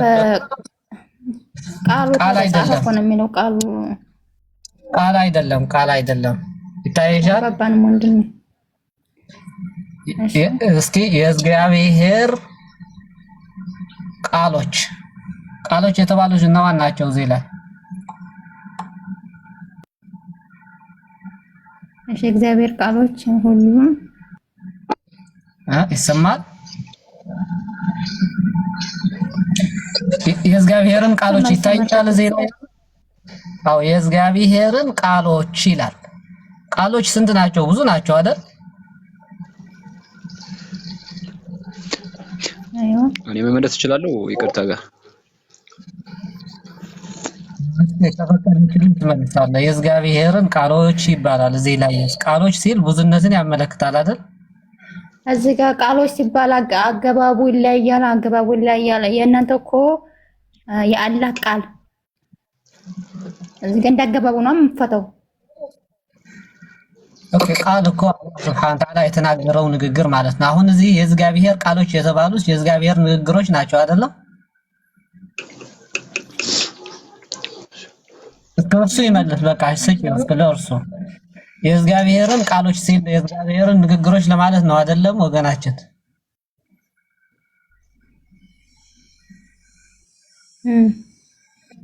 አለ የለም እንደ እኔ ልመልስ ብሎ ነበር። አዎ ልክ ነህ። የእግዚአብሔር ቃሎች እግዚአብሔሮች ናቸው ወይስ አይደሉም? ምን ቃሎቹ እግዚአብሔር ናቸው ማለት ነው እንዴ? ቃሎቹ ማለት የሚናገራቸው ማለት ናቸው። ስለዚህ የሚናገረው ንግግር ደግሞ እግዚአብሔርም አይባልም፣ ፈጣሪም አይባልም፣ ፍጡርም አይባልም አይደል እንዴ? አንተ ሰውዬ ግን አረዳድ ምንድነው? ጂኒ አንጎልን አዙሮታል እንዴ? አይ አንተን ተውሰራችሁ ምናምን መበሻሸቅ ምናምን እኔ እኮ የጠየቅኩት ለምሳሌ ቁርአን ያላህ ቃል ነው። ያ ቁርአን ደግሞ በምን ጊዜ ነው? ቆይ አልገባኝም የጠየቅኩት።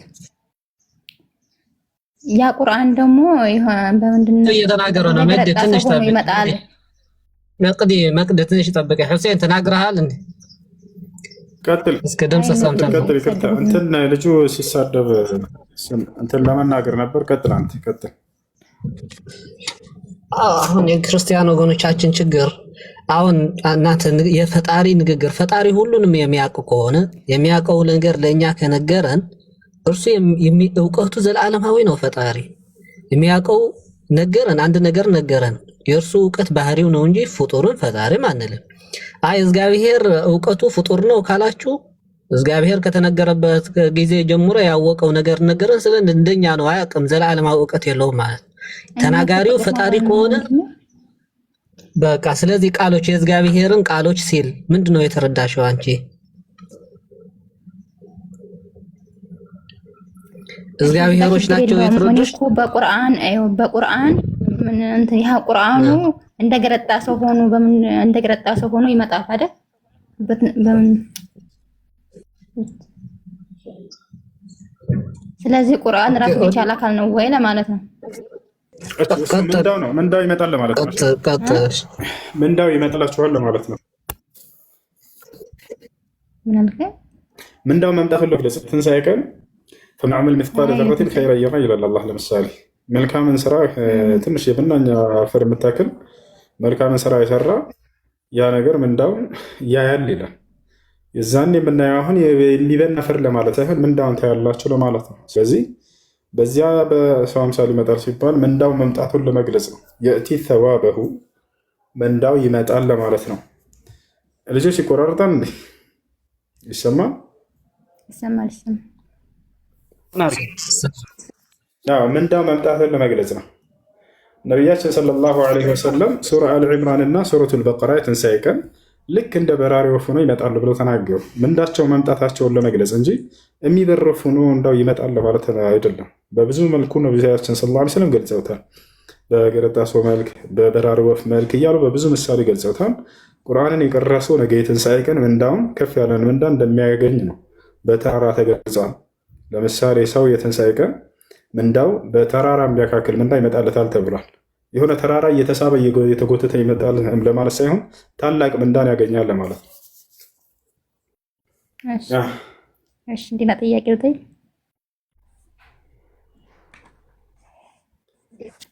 ይቻላል? አይሰማም? ይቆራርጣል። እሺ ደግሞ የሆነ ቁርአን ሳነብ ደግሞ ሴትና ወንድ በፈጠረ አምላክ እምላለሁ ይላል አላህ። ይሄ እንዴት ይታያል በእናንተ? እሺ በራሱ እየማለ ነው። ወማ ኸለቀ ዘከረ ወልኡንሳ ይላል።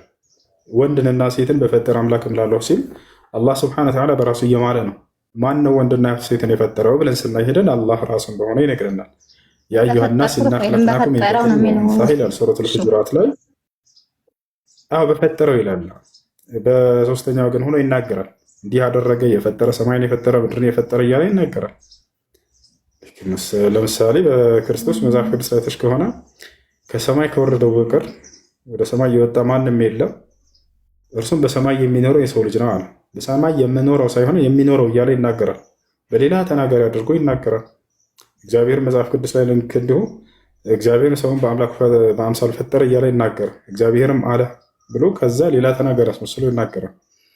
እንደጠቃላይ አላህ ስብሐነሁ ወተዓላ ሰውና ወንድና ሴት እና የእናንተ እምነት ነው። መጽሐፉ ላይ እንደዛ አይልም። አንድ ግለሰብ እንደሆነ ነው መጽሐፉ የሚናገረው።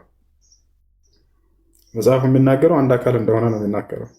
ሴትና ወንድ በፈጠረው አምላክ እምላለሁ ማለት ሌላ አምላክ አለ ማለት እኮ ነው። ያኔ በፈጠርኩት ማለት ነው። ማን እንደሱ ያለው? ስህተት ነው። ላስረዳሽ ምን ለማለት እንደሆነ በቁርአን ልተርጉምልሽ በራሴ ሳይሆን ወንድንና ሴትን በፈጠረ ምላለሁኝ አለ። ማን ነው ያ ወንድንና ሴትን የፈጠረው ብለሽ ቁርአን ላይ ነው ሄደሽ የምታየው።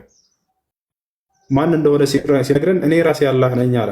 ማስረጃ ያ አዩሃ ናስ ኢና ኸለቅናኩም ሚን ዘከሪን ወኡንሳ አለ። ሰዎች ሆይ እኔ ከወንድና ከሴት ፈጠርኳችሁ አለ አላህ ራሱ። ስለዚህ ወንድና ሴትን የፈጠረው ራሱ አምላክ አላህ ሱብሓነሁ ወተዓላ በራሱ እየማለ ነው። ስለዚህ ማብራሪያ ያስፈልገዋል። በራሱ መማሉ ካስደነገጠሽ እግዚአብሔር በራሱ ይምላል። ላሳይሽ መጽሐፍ ቅዱስ ላይ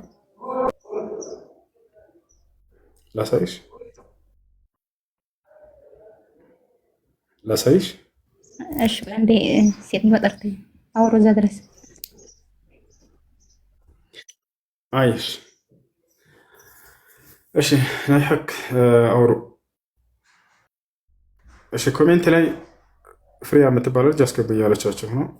የጠየቀና ጨርሰ ካለ እንትን በላቸው አውሯቸውና ቀጥል። እሺ ክርስቲያን አለ ጥያቄ ያለ ይቀጥል ኢንሻአላህ። በስ አሁን ለምሳሌ አንድ እንቺ ማወቅ ያለብሽ ሌላ ደግሞ የእግዚአብሔር ቃል በኃይል እያደገ ሄደ ይላል የሐዋርያት ሥራ ላይና ምንድነው እግዚአብሔር ነው እያደገ የሄደው ምንድነው ብለሽ ጠይቂያቸው እና ኢንሻአላህ ጥያቄ ካላችሁ ቀጥሉ።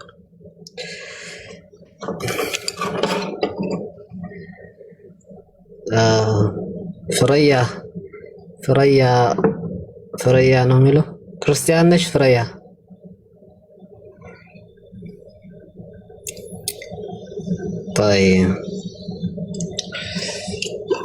ጠይቁን ወይ ደግሞ እንጠይቃችሁ ነው። ግለውኝ ነው ለማውራት ስለምመች ነው። እየሰማችሁ ነው። ቀጥሉ። ኦኬ ክርስቲያን ነህ?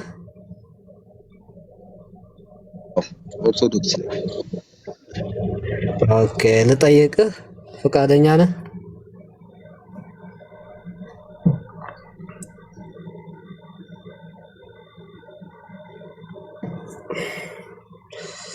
ወጥተዋል መሰለኝ።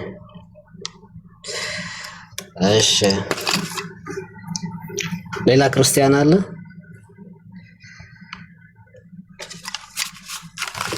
ክርስቲያኖች እሺ በቃ እኔ ጠይቄ ሎራድ አንድ ጥያቄ ነው የቀረኝ። እሺ ባለፈው እሱን አውርቼው ነበረ በውስጥ ያኔ ስላልተግባባን በዚህ ልጠይቀው ካለማ የውስጥ ጉዳይ ከሆነ በውስጥ አውሪ። ሃይማኖታዊ ጉዳይ ከሆነ ችግር የለው። እርሱ አስረድቶሽ ካልገባሽ خلاص አሁንም ወረተኛ ነው ስለሆነ አልገባኝም። በጽሁፍ እስከሆነ ድረስ ነው ለዛ ነው። እሺ ጠይቅ። ያኔ አሁን የሙስሊም የሆነ ጅን አለ አይደል? አሁን እና እኔ እናቴ አለባት እንትን ማለት ነው። እኔ የሚያሳብባቸው ሳይሆን አሁን አንድ ነገር ልንገር፣ መልአክ ይሳሳታል በእናንተ እምነት አይደለም? ያላቅም ስለሱ መልአክ አይደለም እንደ ጋጋጋንንት የሆኑት መላእክት ናቸው ስላላችሁ ማፍረጃ ባይኖር እሺ እስኪ ጠይቀሽ የእናቴ እህት የእናቴ የአባቴ እህት አለችና ክርስቲያን ናት። ክርስቲያን ነበረች በሰዓቱ ማለት ነው። እና የምር ግን ከምሬ ነው ማውራችሁ እንዳቀለዱብኝ በነገራችን ላይ። እሺ ከዛ ሙስሊም ክርስቲያን ጋር የሚያሳምማት ከሆነ አሳጥረን እንገርሽ፣ የሚያሳምማት ከሆነ ክርስቲያን ግን ነው ወይ ከሃዲ ግን ጋኔን ነው? እንደ የሰው ልጅ አለ አይደል? የተጎጂ ሰውን የሚጎዳ ሰው አለ፣ ሰው የሚጠቅም ሰው አለ። ሙስሊም ከሆነ የሰው ልጅ መጥቀም አለበት፣ ፈጣሪውን መፍራት አለበት። ከአጋንንትም እንደኛ ነፃ ምርጫ ስላላቸው ነዛ ፈጣሪያቸውን የሚፈሩ የሰው ልጅን የማይጎዱ ፍጥረት አላህ Subhanahu Wa Ta'ala አይጠላቸውም። አላህ ፍጡሩን ፈጥሮ ያለ ምክንያት አይጠላምና የእርሱ ፍጡራን ናቸው፣ እኛም የእርሱ ፍጡራን ነን። እሺ እና ክርስቲያን ያኔ እሺ ሙስሊም ካልሆነሽ እገልሻለሁ ነው የሚላት አላዋለ ያለው ማለት ነው። ከዛ ሄዳ ያኔ ሰለመች እና አሁን ያኔ ትክክለኛ ሙስሊም ነው የምትባለው ወይስ እንደገና ሻሃዳ መያዝ አለባት ነው አባባል? ኦኬ ሙስሊም ከሆነ ካልሆነሽ እገድልሻለሁ ሲላት ሰምተሻል አንቺ በጆሮሽ? አይኔ አልሰማሁም። ራሷ ነች ያወራችኝ። የዛሬ አይደለም እየቀለድኩ በቃ አሁን እናንተ ክርስቲያኖች እሷ ምንድነው ያሰበችው? መስለም ፈለገችና ከሰለመች ደግሞ እናንተ የሰለመን ሰው በእሳት ልታቃጥሉ ትችላላችሁ። ወንድሜ እንደኔ እኮ አይደለም። እኔ ወደ ክርስትና እንድመጣ እኮ አይደለም ትክክለኛ ሻዳ እንዲገኝ ነው ፈልገው ዶክተር አሁን ምን መሰለች እርሷ እውነተኛ እምነት አወቀችና ከሰለምኩኝ ቤተሰቦቼ ይገድሉኛል ብላ ፈርታ ከዛ ምን አለቻችሁ? አይ እኔ እኮ ሊገድልሽ የሚለን ጋኔን አለ ስትል ልጃችን እንዳይገድላት በቃ ትስለም ብላችሁ ፈቀዳችሁ። ኧረ ወንድሜ እንደዛ አይደለም። ወይኔ ተረዳኝ። እንደዛ ነው በቃ። እሺ ሌላ ጥያቄ አለሽ? ከእርሷ ጋር ስላልነበረ እንደዛ ነው የተረዳኝ። ትክክለኛ ሻዳ ነው አይደለም? ይሄ መልስልኝ። ፈጣሪዋን ፈርታ አውቃ እያመለከች ከሆነ ትክክለኛ ሻሃዳ ነው። ለሰው ልጅ ብለህ ፈርተህ ከሰለምክ ግን ሙስሊም አትባልም። ይሄ ነው እውነተኛ። ግን እርሷ ራሷ ትምጣና እውነተኛ እምነት ነሽ ወይ ያመንሽው በአላህ ታምኛለሽ ብለን እንጠይቃታለን። አዎ ካለች በቃ ሙስሊም እህታችን ነች። ተመልሰዋል። ሌላ ጥያቄ አለሽ? ካልሆነ እሺ፣ ካልሆነ እንደገና ሻሃዳ መያዝ አለባት። ችግር የለውም። ራሷ ስትመጣ ትጠይቀናለች። ለአንተ ሳቢ ልክ ነው ወይ እኮ ነው ያለች። በአንተ ሳቢ ቢሆን ልክ ነው። አሁን ስለ እስልምና ልንገራል። ክርስቲያን ያው እንደ እህት ብትሆንና እንደዚህ ቢፈጠርባት ቲንክ ነው። ቆይ ረጋ በይ። እስላም የሚጠይቀውን ጥያቄ እና የምትጠይቀው አይጠቅማቸውም። አሁን ደግሞ በቁርአናችን ላይ መፈተበየኑ የሚባል ነገር አለ። ዝም ብሎ የወሬ ብቻ ሳይሆን ኡስታዛውን ጠይቋታል። አንቺ በጆሮሽ ሰምተሻል ምናምን አይ እኔ አልሰማሁም። ስለዚህ ባልተረጋገጠ ነገር ላይ ደግሞ ጥያቄ አይመለስም። ሙሉ ጥያቄና ሙሉ መረጃ ሲኖር ነው የሚመለስላችሁ። እንደገና ደግሞ የማይጠቅማችሁን ነገር ባትጠይቁና የሚጠቅማችሁን ነገር ኡስታዞችን ብትጠይቁ ይሻላል። የዛሬ 30 ዓመት እኮ ነው መቅዲ ኸላስ ጨርሰናል። ካንቺ ጋር ራሷ መጥታ ትጠይቃለች። ስለ እስልምና ማወቅ ከፈለገች ኢንሻአላህ እየተማረች ይሆናል። ስለ ትምህርት አታውቅም። እኔ ደግሞ እናንተ ጋር እየተማርኩኝ መማር ፈለኩኝ። ምን ችግር አለው ብትነግሩኝ? እሺ መማር ከፈለግሽ ለራስሽ የሚያስፈልግሽ ጥያቄ ብቻ ጠይቂ። ስለ እርሷ የራሷ ጉዳይ። ኦኬ እሺ። አሁን ሚት አድርጊ። ሰምተናል ጥያቄሽ። ይሄንን ጥያቄ ሁሴን መልሶልሽ እንደሆነ ይታወቃል። እሺ ወርጅ ያለው ሁሱን አወራዋለሁ። እናንተ እሺ ወገናችን እናመሰግናለን። ምን ነበር እናቴ ሰይጣን አሰልማት ብላ በውስጥ ጽፋ ነበር። በውስጥ አውርቼ ነበር። እስኪ ይልኝ ካስታወስክ የዛሬ ስንት ወር ነው? ጥያቄው ምንድን ነው? የኔ አባቴ ታለች አክስቴ ማለት ነው እና ክርስቲያን ነበረች የዛሬ 30 ዓመት ምናምን ማለት ነው። ከዛ እኔ እንግዲህ ሰይጣን ነው ብዬ ነው የማምነው ነበረ። አሁን ስማር እናንተ ጋር ሰይጣንና ጂኒ ይለያያል አልከኝ ባለፈው በጽሁፍ ስናወራ። ከዛ እሷን ካልሰለምሽ እገልሻለሁ ምናምን ሲላት እሷ ደግሞ ፈርታ መስጊድ ሄዳ እዛው ሰልማ ተገኘች። ስለዚህ ይህ ትክክለኛ ሻሃዳ ነው ወይስ እንደገና መያዝ አለባት ወይ ነው ይሄን ጥያቄ። እሺ ሰውየው ጅን ተቆጣጥሮት በዚያ ሰዓት የሚናገረው ንግግር እንትን አይሰጥበትም፣ ብይን አይሰጥበትም። ምክንያቱም እንደ ኢስላም አንድ ሰው ንግግሩ ብይን የሚሰጥበት በንጹህ አእምሮ ሆኖ ሲናገር ጊዜ ነው። አላህ ስብሐነሁ ወተዓላ በቁርአን ላይ ተናግሯል። ነቢያችን ሰለላሁ ዐለይሂ ወሰለም ተናግረዋል። ሐዲስ ላይ ሲናገሩ ምን አሉ እርሳቸው? رفع القلم عن 3 عن المجنون حتى يفيق وعن الصغير حتى يكبر أو حتى يبلغ وعن النائم حتى يستيقظ ነቢያችን ሰለላሁ ዐለይሂ ወሰለም ምን አሉ? አላህ ከሶስት አካሎች ብዕርን አንስቶላቸዋል አሉ። ያ ማለት የሚናገሩት ንግግር ብይን አይሰጥበትም፣ አያዝም ማለት ነው። ጽድቅ የሚሆን ኃጢአትም አላህ እንደ ኃጢአትም አይቆጥርባቸውም፣ እንደ ጽድቅም አይቆጠርም። በዚያ ሰዓት የሚናገሩት አንደኛ የአእምሮ ህመምተኛ የሆነ ሰው ወይንም በዚያ ሰዓት ማገናዘብ የማይችልበት ቅጽበት ላይ ሆኖ የተናገረ ሰው። በጅን ሰው ደግሞ ተቆጣጥሮት ከሆነ ጅኑ በዚያ ሰዓት የሚናገረውን የማያውቅ ከሆነ ሻሃዳ ቢይዝ ያን ሻሃዳ የሚቆጠር አይደለም። ግን ከዚያ በኋላ ያቺ ሴት አእምሮዋ ተመልሶላት አምናበት በዚያው ጸንታ ከሄደች በሶላቷ ላይ የሻሃዳ ቃል ደጋግማ እያለች ነውና ያ ሻሃዳ ይያዝላታል።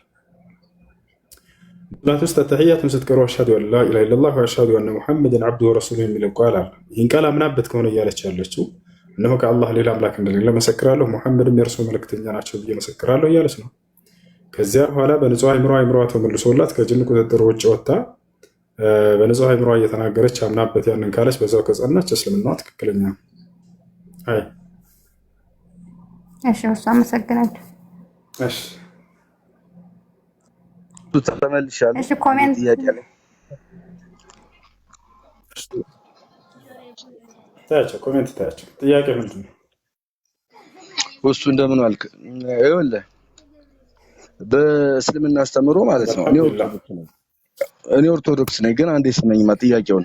እሺ በእስልምና አስተምሮ አንድ ሰው በአንድ ሌሊት ከመቶ ሴቶች ጋር እንዲተኛ ያስተምራል፣ እንደተኛ ያስተምራል። ማስረጃ ካልከኝ ሳይል አልቡሃሪ 5242 ላይ ከመቶ ሴቶች ጋር ተኝቷል ይላል። ቀጠለና ደግሞ አሁንም ሳይል አልቡሃሪ 3424 ላይ ከሰባ ሴቶች ጋር ተኝቷል ይላል። ከዛ ደግሞ ሶስተኛ ማለት ነው ሳይል ሙስሊም 1654 ላይ ከ60 ሴቶች ጋር ተኝቷል ይላል። ይሄ እርስ በርሱ ከእንትናችሁ ጋር አይጋጭም? ከነብያችሁ ጋር ይሄ አይጋጭም?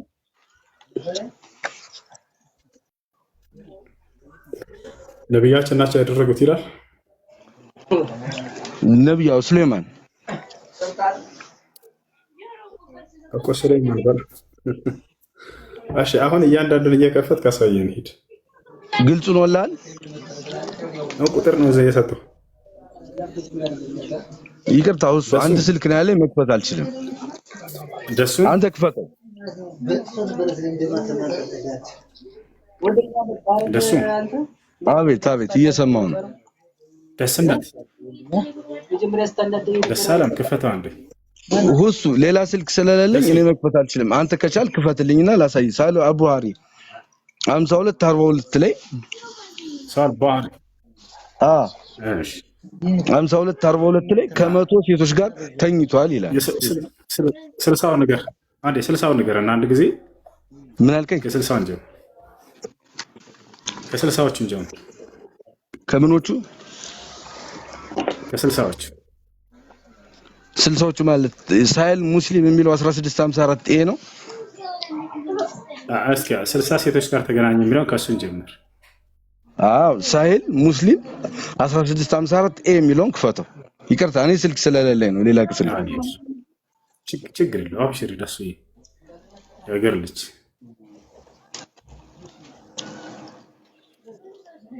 አንዴ እሺ ኢንተርኔት ላይ ያይዘው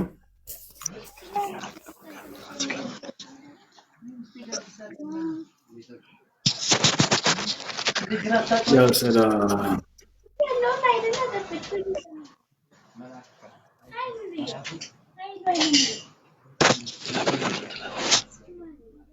صحيح مسلم سنتنا ያልከው 1654 ኤ 16 ያየነው ክፈተው 54 ኤ እያየነው ክፈተው። ችግር የለውም ማብሽር ያለ ክፈት እያየነው يا شيخ صحيح مسلم ايها 56 64 ነው ያለው ያልከው 16 64 ነው 1654 ኤ 16 እሺ ያው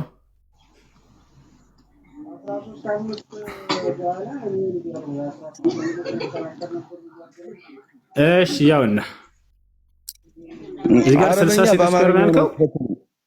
አረበኛ በአማርኛ ነው 1654 ኤ ሁሱ እሺ ያው ትታያለች 1654 ኤ አይደለ? አማርኛው ፈተው ይያዩት ነው። አማርኛው ፈተው እሺ አንዴ እናንብብልህና ወደ አማርኛ እንቀይርልሃለን። ችግር የለውም። حدثني أبو الربيع العتكي وأبو كامل الجحدري فضيل بن حسين واللفظ لأبي الربيع قال حدثنا حماد وهو زيد حدثنا أيوب عن محمد عن أبي هريرة قال كان لسليمان 60 امرأة فقال لأطوفن عليهن الليلة فتحمل كل واحدة منهن فتلد كل واحدة منهن غلاما فارسا يقاتل في سبيل الله فلم تحمل منهن إلا واحدة فولدت نصف إنسان فقال رسول الله صلى الله عليه وسلم لو كان استثناء لولدت كل واحدة منهن غلاما فارسا يقاتل في سبيل الله. عندنا هي ሁለተኛው ሴት ነበር ያልከው ደሱ ይሄን አሁን ያነበብከውን በአማርኛ አለ አንተ እንድትተረጉምልኝ ሳይሆን አረበኛው በአማርኛ አለ እኮ ወደ ጥያቄ ልንሄድ ነው። አንደኛ ይሄን ሰጠህን ቅድም የጠቀስካቸው ሶስት ነው እንድጠቅስ ስለፈለኩ ነው። ሁለተኛ የት ነው? ሁለተኛው ሳይል አልቡኻሪ 34 አይሽ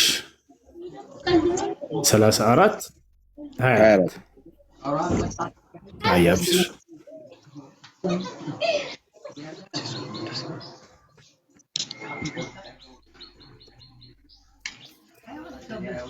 ايش 34 24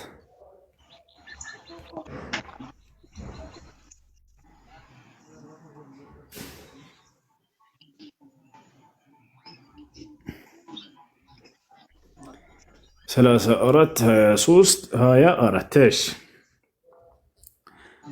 أن سليمان بن داود لأطفن الليلة على 70 امرأة تحمل كل واحدة فارسا يجاهد في سبيل الله فقال لصاحبه إن شاء الله فلم يقل ولم تحمل شيئا إلا واحدة ساقطا إحدى شقيه فقال النبي صلى الله عليه وسلم لو قالها يعني لجاهدوا في سبيل الله. قال شعيب بن داود وأبي الزناد 90 وهو أصح. إيش كتابتنا؟ ግን ወሱ ለምን አማርኛ በአረበኛ ሆኖ አታረግልኝ? ጥያቄውን መጀመሪያ ላይ ያነሳኸው እኮ ነው እየጠየቀው ያለው ሌላ ነገር አይደለም። ሶስት ጥቅሶችን ሰጠህን አይደል? ሁለቱን ሰጠህ። ሶስተኛውን ድገምና ወደ መልሱ ልንሄድልህና አለህ እኮ አሁን አልቀይርም አላልከውም? ሂድ። እሺ ልንገር። ያኛው ደግሞ ሳል አልቡኻሪ 5242 5242 ታይ አሁን ይሄ መጨረሻ ነው። ከዛ መልሱን ትጠብቃለህ። 5242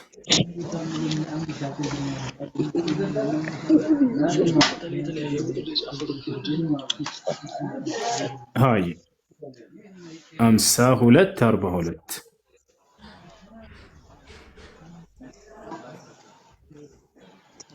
42 ያው እና 42 እዚህ ጋር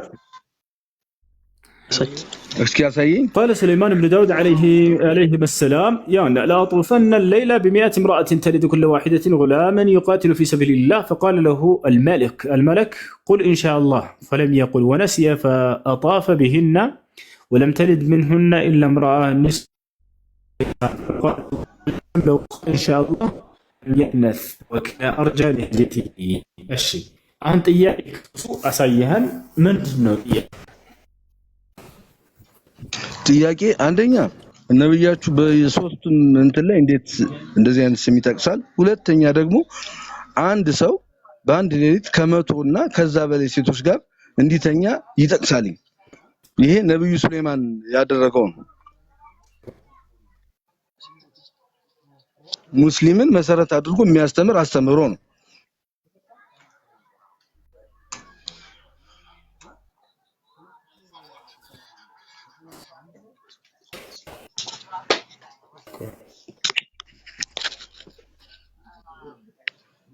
جزاك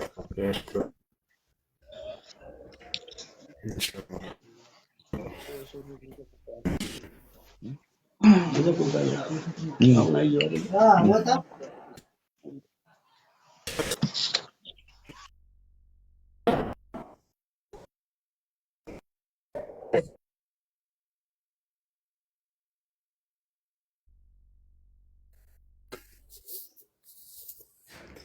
ايش አሁን ይሰማችኋል? ይሰማል? መልካም ይቅርታ ደሱ ጥያቄ ምንድን ነው? በዚያ ላይ አንተ አይምሮህ ሊቀበልልህ ያልቻለው ነገር ይሰማል። አይ አይምሮህ ሊቀበልልህ ያልቻለ ነገር ያልገባህ ጥያቄ ምንድን ነው? ጥያቄ የሙስሊም ነብይ ሱሌማን በአንድ ሌሊት ከመቶ ሴቶችና ከዛ በላይ ተኝቷል ይላል። ይሄንን ደግሞ በቁርአናችሁ ወይም ደግሞ በመጽሐፋችሁ ላይ 3 ጊዜ ጠቅሶታል።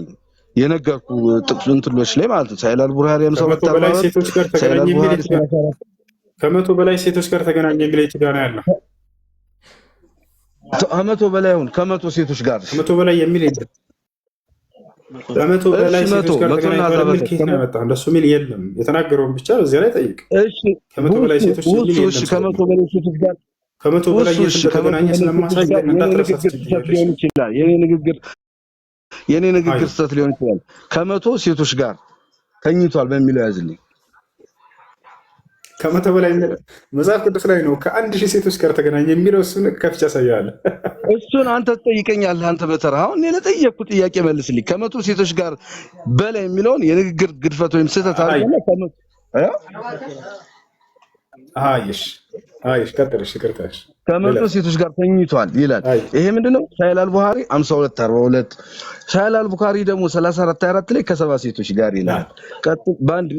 በአንድ ሌሊት ነው። ይሄ ሳሂህ ሙስሊም 1654 ኤ ላይ ደግሞ ከ60 ሴቶች ጋር ተኝቷል ይላል። አንደኛ ይሄ እርስ በርሱ የሚጣረስ ቃል ነው፣ እየሰማኝ ከሆነ። ሁለተኛ አስተምሮ ምንድነው? አውቆ ፖዝ ሲያደርገው ራሱ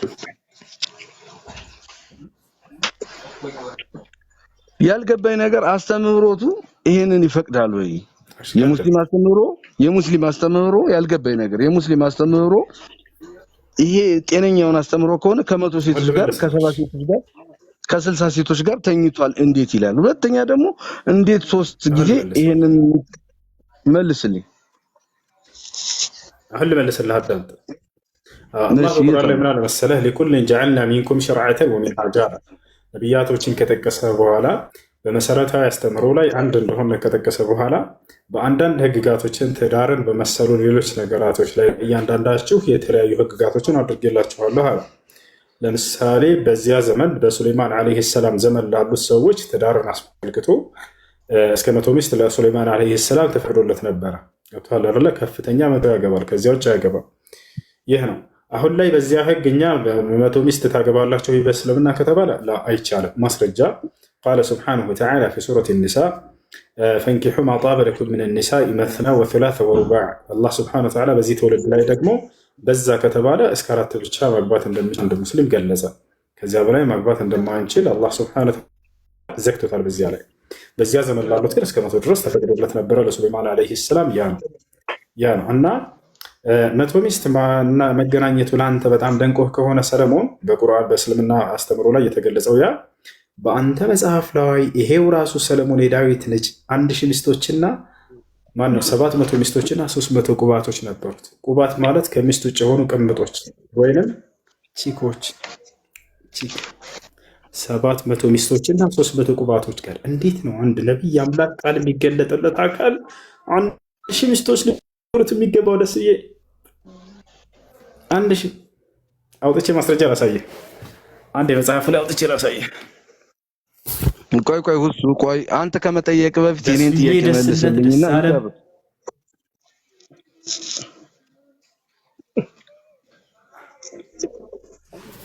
አንዴ የኔን ጥያቄ መልስ አልጨረስክልኝም እኮ ሁሱ።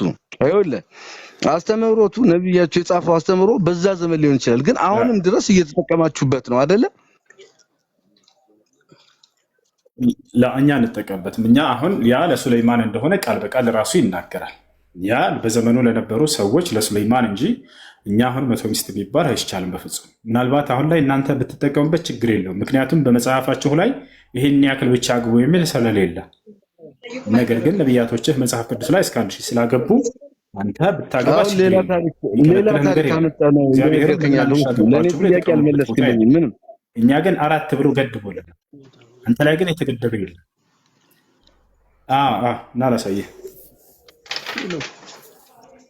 እና ይሄ ሰለሞን አሁን 100 ብለህ አንተ ጓ ያልክበት ያውና በገዛ መጽሐፍህ ላይ ቁጥር 4 ላይ ምን ይላል?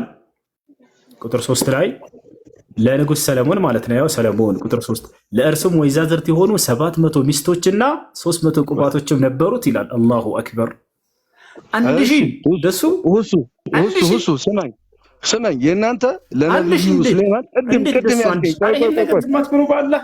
ቆይ ልምጣልህ። ቆይ ቅድም መላ በለው 1000 ሚስት እንዴት ለአንድ ሰው ይኖራል ይላል እግዚአብሔር። ቅድም ስመኝ አንተ ያልከኝ ይሄን አብራርተህ ነው ይሄን ወደ አንድ ጊዜ ተናግረህ ነው 1000 ሚስት እንዴት እግዚአብሔር ዝም አለው? ልመጣልህ እኮ ነብዩ ሱሌማን ለእናንተ አሁን አንጠቀምበትም አላህ የፈቀደለት ነው ነብያችን ብለሃል። የኛ ደግሞ ይሄ አሁን ያልከው ሰለሞን ይሄን ስላደረገ የኛ አምላክ ቀጥቶታልኝ ፈቅዶለት አይደለም። አንተ አሁን እያልከኛል ፈቅዶለታል። ኖ አልፈቀደለትም። እንደቀጣው ማስረጃ 1000 ለምን አገባህ ብሎ የወቀሰበትን አንድ ጥቅስ ስጠኝ። ሰለሞን በህይወቱ ያገኘውና የደረሰበትን ፈተና መጽሐፍ ቅዱስ ላይ ላውጣል እንዴ? ይሄን በማድረጉ ምን ደረሰበት አይደለም ጥያቄው። 1000 ለምን አገባህ ብሎ ይሄን እንዳት የተቆጠረበት ነው እሱ። ይሄንን ሰለሞን ይሄንን በማድረጉ ችግር የለውም። ይሄን ሁሉ ሚስት ለምን አገባህ ብሎ የወቀሰበት አንድ ጥቅስ ራሱን የሰለሞንን ታሪክ እኮ ብታነበው ታገኛለህ። እኔ አንድ ስልክ ስላለኝ እንጂ አወጣልሃለሁ።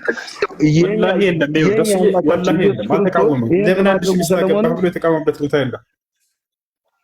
አይደለም ይኸውልህ ጣዖትን በማምለኩ ወቀሰው ዘው ላይ ታሪክ አንብበው እኔ ቋንቋ ስልክ ስላለኝ አወጣልሃለሁ። እሺ ቱጋኔ ይዣለሁ መጽሐፍ ላውጣለሽ። የለም እንደዛ ነው። እግዚአብሔር ሰለሞንን የቀጣው ለምን እንደሆነ ታውቃለህ? የራሱን የሰለሞንን ታሪክ ፈተው ላይ በመውደቁ ምክንያት ስልክ በጣም ረጅም እኮ ነው የሰለሞን ታሪክ፣ ረጅም ነው የሰለሞን ታሪክ እና ሙሉን አንብበው እንዳለ ምዕራፎችን ጠቅሼ አላስኩም እንጂ ሙሉን ብታነበው የሰለሞንን ታሪክ ይሄን በማድረጉ ሰለሞን የኛ ጌታ ኢየሱስ ክርስቶስ ምን ቅጣት እንዳደረሰበት ታገኘዋለህ። ይኸውልህ አዳምጥ። ይኸውልህ አንደኛ ኢየሱስ የዛኔ አይታወቅም አልተወለደም እግዚአብሔር በል። ሁለተኛ ነገር በዚያ ቦታ ላይ ሰለሞንን 1000 ሚስት ለምን አገባህ ብሎ እግዚአብሔር የወቀሰበት አንድ ጥቅስ የለም። በፍጹም ከአንድ በላይ በማግባታቸው አልወቀሳቸውም።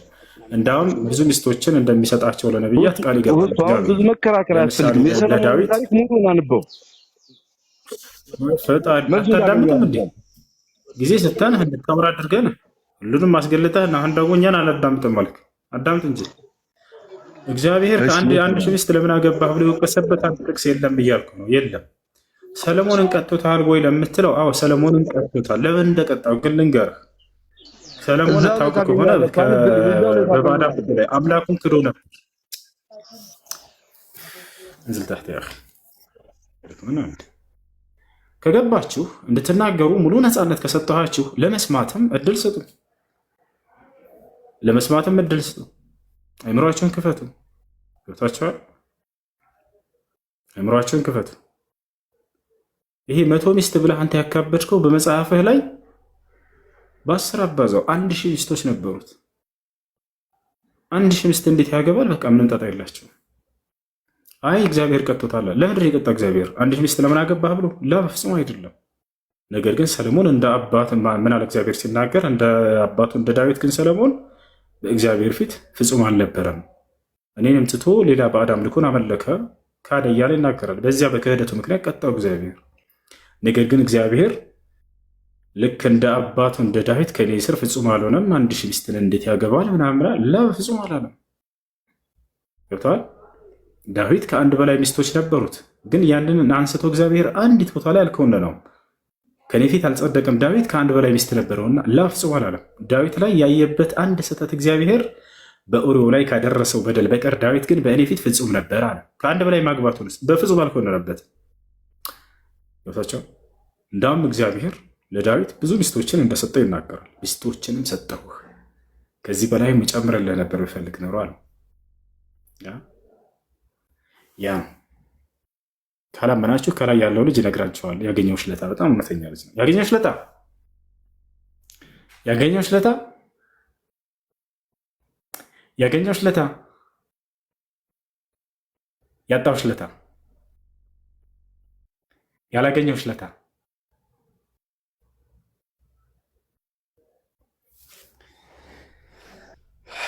በቃ ስለዚህ ቁርአን እንቀራለን ማለት ነው። ካላገኘሁት ይሄ ልጅ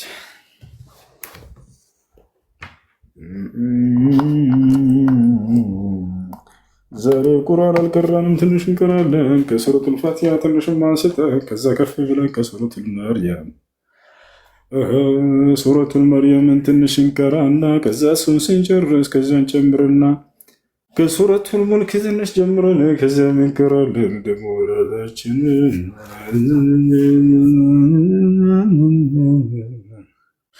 ታማ በኋላ መክሰሴን በልቼ ከዚያም ስተግብ ቤት የገብቼ ምን እያልኩ ነው? አስተግፍሩላህ አስተግፍሩላህ አስተግፍሩላህ ቃሉ ሲናገር እሺ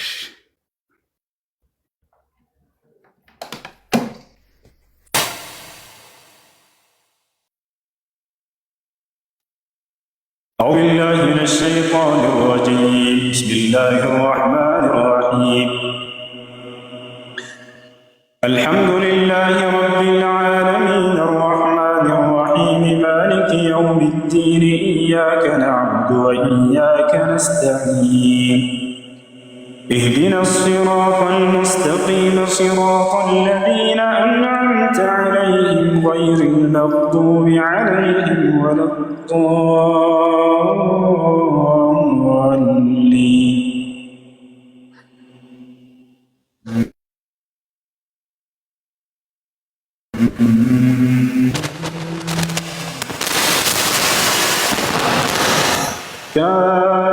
كافها يا عين صاد ذكر رحمة ربك عبده زكريا إذ نادى ربه نداء خفيا قال رب إني وهن العظم مني واشتعل الرأس شيبا ولم أكن بدعائك رب شقيا وإني خفت الموالي من ورائي وكانت امرأتي عاقرا فهب لي من لدنك وليا يرثني ويرث من آل يعقوب واجعله رب رضيا يا زكريا إنا نبشرك بغلام اسمه يحيى لم نجعل له من قبل سميا قال رب أنى يكون لي غلام وكانت امرأتي عاقرا وقد بلغت من الكبر عتيا قال كذلك قال ربك هو علي هين وقد خلقتك من قبل ولم تك شيئا قال رب اجعل لي آية قال آيتك ألا تكلم الناس 3 ليال سويا فخرج على قومه من المحراب فأوحى إليهم أن سبحوا بكرة وعشيا يا يحيى خذ الكتاب بقوة وآتيناه الحكم صبيا وحنانا من لدنا وزكاة وكان تقيا وبرا بوالديه ولم يكن جبارا عصيا وسلام عليه يوم ولد ويوم يموت ويوم يبعث حيا واذكر في الكتاب مريم إذ انتبذت من أهلها مكانا شرقيا فاتخذت من دونهم حجابا أرسلنا إليها روحنا فتمثل لها بشرا سويا قالت إني أعوذ بالرحمن منك قال إنما أنا رسول ربك لأهب لك غلاما زكيا قالت أنى يكون لي غلام ولم يمسسني بشر ولم أك بغيا قال كذلك قال ربك هو علي هين ولنجعله آية للناس ورحمة منا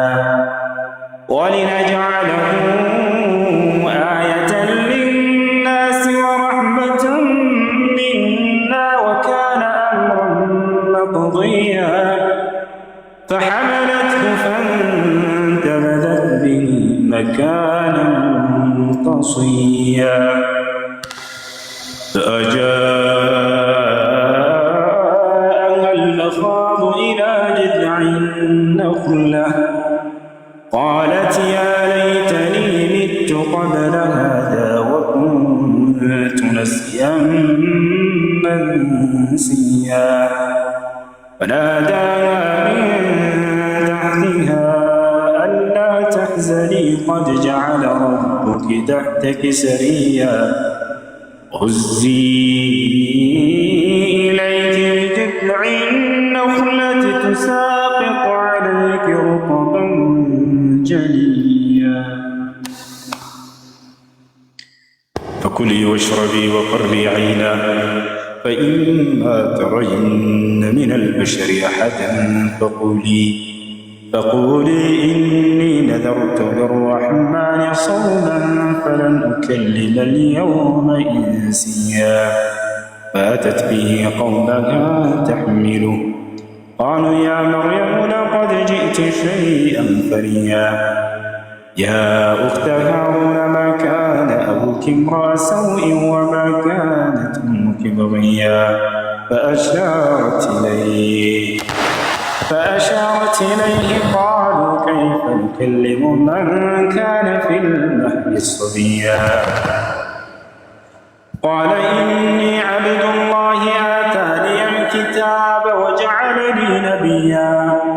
وجعلني مباركا أينما كنت وأوصاني بالصلاة والزكاة ما دمت حيا وبرا بوالدتي ولم يجعلني جبارا شقيا والسلام علي يوم ولدت ويوم أموت ويوم أبعث حيا ذلك عيسى ابن مريم قول الحق الذي فيه يمترون أكان لله أن يتخذ من ولد سبحانه إذا قضى أمرا فإنما يقول له كن فيكون وإن الله ربي وربكم فاعبدوه هذا صراط مستقيم فاختلف الأحزاب من بينهم فويل للذين كفروا من مشهد يوم عظيم أسمع بهم وأبصر يوم يأتوننا لكن الظالمون اليوم في ضلال مبين وأنذرهم يوم الحسرة إذ قضي الأمر وهم في غفلة وهم لا يؤمنون إنا نحن نرث الأرض ومن عليها وإلينا يرجعون واذكر في الكتاب إبراهيم إنه كان صديقا نبيا إذ قال لأبيه يا أبت لم تعبد ما لا يسمع ولا يبصر ولا يغني عنك شيئا يا أبت إني قد جاءني من العلم ما لم يأتك فاتبعني أهدك صراطا سويا يا أبت لا تعبد الشيطان إن الشيطان كان للرحمن عصيا يا أبت إني أخاف أن يمسك عذاب من الرحمن فتكون للشيطان وليا قال أراغب أنت عن آلهتي يا إبراهيم لئن لم تنته لأرجمنك واهجرني مليا قال سلام عليك سأستغفر لك ربي إنه كان بي حفيا